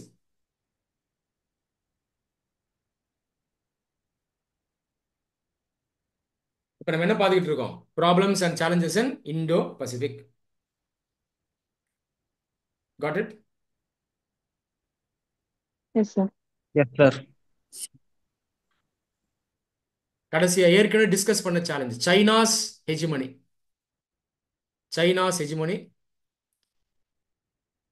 இங்க என்னன்னு பாத்தீங்கன்னா சைனா ஒரு பாசிட்டிவ் ரோலும் ப்ளே பண்ணுது, நெகட்டிவ் ரோலும் ப்ளே பண்ணுது. பாசிட்டிவ் ரோல் எப்படி ப்ளே பண்ணுதா? சாஃப்ட் பவர் மூலமா ப்ளே பண்ணுது. கண்ட்ரிஸோட எக்கனாமிக் கோஆபரேஷன்ல இருக்கு. பல நாடுகள் சைனால இருந்து பெனிஃபிட் ஆகுறாங்க. சொல்லப்போனா சைனா ஒரு ஸ்டெபிளைசிங் பவர். ஆப்பிரிக்கா எடுத்துட்டீங்கன்னா பிரான்ஸ் ஒரு டீஸ்டெபிளைசிங் பவர். பிரான்ஸ் பல ஆண்டுகளா அங்க ஆதிக்கம் செலுத்துது, நியோ இம்பீரியலிசம் இருக்கு. ஆப்பிரிக்கானுடைய நார்தர்ன் பார்ட்ல பாத்தீங்கன்னா சஹாரா டெசர்ட் இருக்கும். இந்த நாடுகள்லாம் சஹாரன் கண்ட்ரிஸ், எண்ணெய் வளம் அதிகம். இவங்களெல்லாம் பல நாடுகளா ஆதிக்கம் செலுத்துது பிரான்ஸ். இப்போ கொஞ்சம் கொஞ்சமா நார்தர்ன் ஆப்பிரிக்காக்குள்ள ரஷ்யா வராங்க. இந்த நாடுகள்லாம் இன்னும் ஹார்டு பவர் தான் யூஸ் பண்றாங்க. மிலிட்ரி கோஆபரேஷன் தான் அங்க பார்க்க முடியும். எக்கனாமிக் கோஆபரேஷன் பெருசா இருக்காது. ஆனா சைனா எக்கனாமிக் கோஆபரேஷன் மூலமா ஆப்பிரிக்கால என்டர் ஆகுறாங்க. அப்போ இங்க சைனா ஆப்பிரிக்கன் கான்டினென்ட் என்ன பண்ணுது? ஸ்டெபிளைஸ் பண்ணுது, நிலைத்தன்மையை கொண்டு வருது. ஒரு நிலைத்தன்மையை கொண்டு வருது. இந்த நாடுகளுக்கு பொருளாதார நலன்களை கொண்டு போய் சேர்க்குது. இதனால நிறைய கண்ட்ரிஸ் ஆப்பிரிக்கால சைனாவை விரும்புறாங்க, மற்ற நாடுகளை விரும்புறது இல்லை. மற்ற நாடுகள் வந்தா நம்முடைய இறையாண்மையை பாதிச்சிருவாங்க, ராணுவ ரீதியாக உள்ள இறங்குவாங்க, பயங்கரவாதத்தை ஊக்குவிப்பாங்க, இல்லை பயங்கரவாதத்தை எடுத்து போராடுன்ற பேர்ல நமக்கு பிரச்சனை ஏற்படுத்துவாங்க. இப்படிதான் ரஷ்யா பண்ணுது, அமெரிக்கா பண்ணுச்சு, பிரான்ஸ் பண்ணிட்டு இருக்கு, பிரிட்டன் பண்ணுச்சு. ஆனா சைனா ஹார்டு பவரை கொண்டு வரல, சாஃப்ட் பவரை கொண்டு வராங்க. அப்படின்ற அடிப்படையில் சைனாவுக்கு ஒரு பெரிய செல்வாக்கு இருக்கு, இதை நம்ம ஏத்துக்கிட்டு தான் ஆகணும். சைனாவுக்கு உரிமையும் இருக்கு, சாஃப்ட் பவர் யார் வேணா யூஸ் பண்ணலாம். இம்பீரியலா போகாம, ஆதிக்கம் செலுத்தாம எந்த நாடு வேணா இந்த உலகத்தை வந்து பெட்டர் ஆக்கலாம். எல்லா நாடுக்கும் உரிமை இருக்கு. மற்ற நாடுகள் அந்த நாடுகளை ஏத்துக்கிறாங்கன்னா தாராளமா அவங்க சாஃப்ட் பவர் யூஸ் பண்ணி மற்ற நாடுகளோட க்ளோஸா போகலாம். இந்தியாவுக்கும் அந்த உரிமை இருக்கு. அந்த அடிப்படையில் தான் நம்ம சைனாவோட கம்பீட் பண்ணிட்டு இருக்கோம், அவங்களோட போட்டி போறோம். இந்தியாவுக்கு சில சிக்கல்கள் இருக்கு. பொருளாதார ரீதியா நம்ம சைனா அளவுக்கு ஸ்ட்ராங்கா இல்லை. அது இல்லாம நமக்கு பாத்தீங்கன்னா இந்தோ பசிபிக் ரீஜன்ல ஸ்ட்ராங் பார்ட்னர்ஸ் இல்லை. பார்டர் டிஸ்பியூட் இருக்கு சைனாவோடையும் பாகிஸ்தானோடையும். இது இல்லாம இந்தியாவுக்குள்ளேயே உள்நாட்டு சிக்கல்கள் இருக்கு, கரப்ஷன் இருக்கு, strong consistent foreign policy implementation கிடையாது. இதெல்லாம் நமக்கு சிக்கல்கள் இருக்கிறனால சைனா அளவுக்கு நம்மளால ஸ்ட்ராங்காக சக்சீட் பண்ண முடியல. இதுதான் உண்மை. ஃபியூச்சர்ல இந்த ஏரியாஸ்லாம் நம்ம ஒர்க் பண்ணணும். இந்தோ பசிபிக்ல நம்ம ஃபர்ஸ்ட் ஒர்க் பண்ணணும். இந்தியா எந்த ரீஜன்ல லொக்கேட் இருக்கு சொல்லுங்க? பேசிக் ரீஜன் என்ன? South Asia. South South Asia. Asia. Very good, very good. South Asia இங்கே தான் ஃபர்ஸ்ட். அப்புறம் பார்த்தீங்கன்னா இந்தோ பசிபிக்ல வருவோம். ஃபர்ஸ்ட் நம்ம சவுத் ஏஷியாலே வீக்காக இருக்கும். இந்தியா எக்கனாமிக்காக ஸ்ட்ராங்காக இருந்தாலும் மற்ற நாடுகளோட ட்ரேட் வந்து வீக்காக தான் வச்சுருக்கோம். டெக்னாலஜியை ஷேர் பண்ண மாட்டோம். மற்ற நாடுகளும் இந்தியாவை பார்த்து பயப்படுறாங்க. எப்படி சைனாவை பார்த்து இந்தோ பசிபிக்ல பல நாடுகள் பயப்படுதோ, கிட்டத்தட்ட இந்தியா அந்த மாதிரி சவுத் ஏஷியாக்குள்ள இருக்கு. இது உண்மை, இதை நம்ம ஏற்றுக்கிட்டு தான் ஆகணும். இந்தியாவை ஒரு பிக் பிரதராக பார்க்குறாங்க. பிக் பிரதருங்கிறது மற்ற நாடுகள் அச்சுறுத்தக்கூடிய, ஆதிக்கம் செலுத்தக்கூடிய ஒரு நாடு. அதனால தான் மால்டீவ்ஸ், பங்களாதேஷ், நேபாளெல்லாம் இந்தியாவை பார்த்து சில கட்சிகள் பயப்படும். அங்கே பாலிடிக்ஸ் எப்படி இருக்குன்னா, ஒரு கட்சி இந்தியாவோட க்ளோஸாக இருக்கும், இன்னொரு கட்சி எதிராக போயிடும். இன்னைக்கு நேபாள், பங்களாதேஷ், மால்டீவ்ஸ் 3 நாடுகள்லையும் ஆட்சி செய்யக்கூடிய கட்சிகள் இந்தியாவுக்கு எதிராக இருக்கு. இதுக்கு முன்னாடி வந்து ஃப்ரெண்ட்லியா இருந்தது. பங்களாதேஷ்ல ஷேக் ஹசீனா கவர்மெண்ட் ஃப்ரெண்ட்லியா இருந்தது. மால்டீவ்ஸ்ல டெமோக்ராட்டிக் பார்ட்டி, அந்த லீடர் பேர் முகமது நஷீத், அவர் ஃப்ரெண்டா இருந்தாரு. நேபாள் காங்கிரஸ் ஃப்ரெண்ட்லியா இருந்தது. இப்போ அப்படியே உல்டாவாயிடுச்சு. நேபாளில் கம்யூனிஸ்ட் வந்துட்டாங்க, அவங்க சைனாவோட க்ளோஸா போயிட்டாங்க. மால்டீவ்ஸ்ல ப்ரொக்ரெசிவ் பார்ட்டி வந்துச்சு, அவங்களும் சைனாவோட க்ளோஸா போயிட்டாங்க. பங்களாதேஷ்ல ஒரு இன்ட்ரீம் கவர்மெண்ட் இருக்கு, அவங்க இந்தியாவோட க்ளோஸா இல்லை. இப்போ இதெல்லாமே இந்தியாவோட டிப்ளமேட்டிக் ஃபெயிலியர்ஸ். ஒரு கட்சி இந்தியாவுக்கு வந்து ஃப்ரெண்ட்லியாக இருக்குன்னா அந்த டைம் பீரியடை யூஸ் பண்ணியே மற்ற கட்சிகளோடய நம்ம உறவாடணும். அதை பண்ணல, ஒரு கட்சியோட மட்டுமே க்ளோஸாக போகிறோம்னா மற்ற கட்சிகளுக்கு கோவம் வரும் இந்தியா மேலே. இங்கெல்லாம் இந்தியா தன்னுடைய ஹெஜிமோனியை பில்டு பண்ணும். ஓகே, நோட் பண்ணிக்கங்க. India should build its own hegemony. இங்கே ஹெஜிமோனியை நம்ம சாஃப்ட் பவர் வச்சே பில்டு பண்ணலாம். புரியுதுங்களா? Are able to follow? Yes yes sir. Sir. India imperial power yes கிடையாது. சார். சில நாடுகள் நம்மளை இம்பீரியல் பவராக பார்க்குறாங்க. In principle India imperial power கிடையாது. பட் நம்மளுடைய ஹெஜிமோனி நம்ம பில்டு பண்ணணும். சாஃப்ட் பவர் மூலமாக பில்டு பண்ணணும். எப்படி பில்டு பண்ணலாம்? நமக்குன்னு நிறைய அட்வான்டேஜஸ் இருக்கு. கல்ச்சரை யூஸ் பண்ணி பண்ணலாம், புத்திசமை யூஸ் பண்ணலாம், இஸ்லாமை யூஸ் பண்ணலாம். புத்திசம் இந்தியாவில் தான் உருவாச்சு. ஆனால் இந்தியாவில் பெருசாக சக்சீட் ஆகலாம். ஆனால் பல நாடுகளில் புத்திசம் இன்னைக்கு சக்ஸஸ்ஃபுல்லாக இருக்கு. அந்த நாடுகளோட நட்புறவை யூஸ் பண்ணுறதுக்கு கலாச்சார ரீதியாக புத்திசமை ஒரு சாஃப்ட் பவர் டூலாக யூஸ் பண்ணலாம். India strong economic power, developing கண்ட்ரீஸ்லேயே ஸ்ட்ராங்கான கண்ட்ரி, டெக்னாலஜி மற்ற நாடுகளோட ப்ரொவைட் பண்ணலாம். ட்ரேட் அக்ரிமெண்ட் சைன் பண்ணி வர்த்தகத்தை அதிகப்படுத்தலாம். டெக்னாலஜிக்கல் கொலாபரேஷனில் ஈடுபடலாம். எனர்ஜி டிப்ளமசியில் ஈடுபடலாம். எனர்ஜியை தேவைப்பட்டால் மற்ற நாடுகள்கிட்ட வாங்கலாம், நாம தரலாம். இந்தியன் டயஸ்போரா வம்சாவளியினர் பல நாடுகளில் வாழ்றாங்க, அவங்கள வச்சு நட்புறவோட நம்ம செயல்படலாம். எங்கெல்லாம் வாய்ப்புகள் இருக்கோ சாஃப்ட் பவரை யூஸ் பண்ணலாம். Anything can be use for soft power. Note பண்ணிக்கங்க. கல்ச்சருக்குள்ள பார்த்தீங்கன்னா லாங்குவேஜ், ரிலீஜன் இதெல்லாம் கல்ச்சரில் வரும். அடுத்து எஜுகேஷன், கல்வி. அடுத்தது ட்ரேட் ரொம்ப முக்கியம், சாஃப்ட் பவராக யூஸ் பண்ணலாம். அடுத்தது டூரிசம், ஸ்போர்ட்ஸ், டயஸ்போரா வம்சாவளியினர். எதெல்லாம் நமக்கு பாசிட்டிவாக இருக்கோ, அட்வான்டேஜாக இருக்கோ, அது எல்லாத்தையுமே சாஃப்ட் பவராக யூஸ் பண்ணலாங்க. In future India should use soft power advantage, strengthen its own hegemony, create consensus in South Asia. கன்சென்சஸ்னா ஒரு உடன்பாடு, நட்பு ரீதியாக மற்ற நாடுகளை கிட்ட கொண்டு வந்து நம்ம லீடர்ஷிப் கொடுக்கணும். இதெல்லாம் கொண்டு வந்தால் நேச்சுரலாக இந்தோ பசிபிக் ரீஜன்லேயே நம்ம வந்து லீடர்ஷிப் தரலாம். அதை தெரிஞ்சுங்க. நான் ஏற்கனவே சொன்னேன், இப்போ சைனா ஒரு இம்பீரியல் பவராக இருந்தாலும் அங்கே லீடர்ஷிப் கொடுக்குது.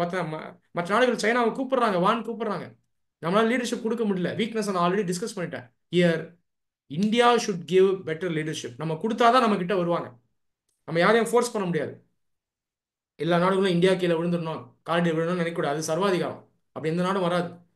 எப்படி இந்தியர்களாக நமக்கு இந்தியா முக்கியமோ அந்த நாட்டில் இருக்க மக்களுக்கு அந்த நாடு முக்கியம்.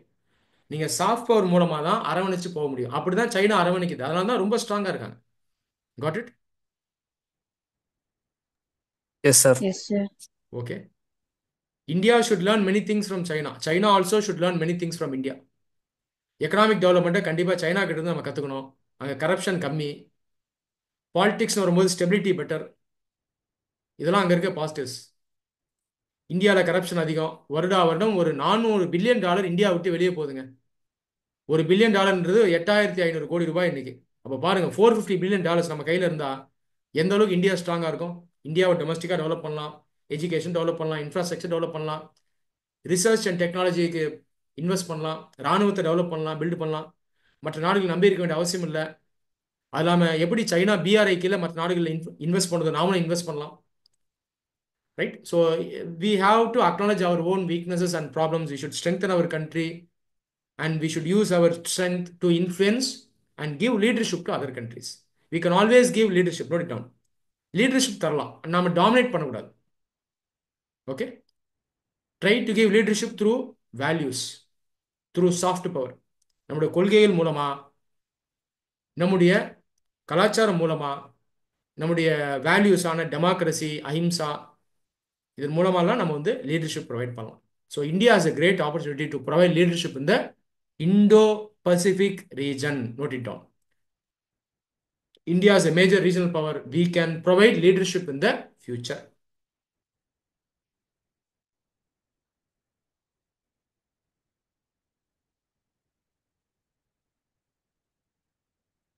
Got it? Understood? S sir. Okay, friends. Shall we wind up the session?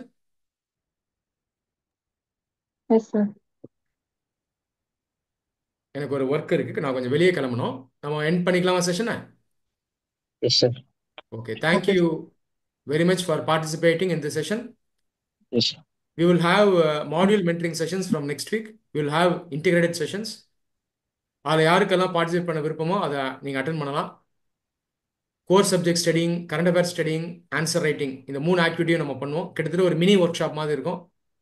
3 days plan பண்ணியிருக்கேன். சில சேஞ்சஸ் இருக்கலாம். நான் முன்கூட்டியே போஸ்ட் பண்ணிடுறேன், அப்டேட் பண்ணிடுறேன்.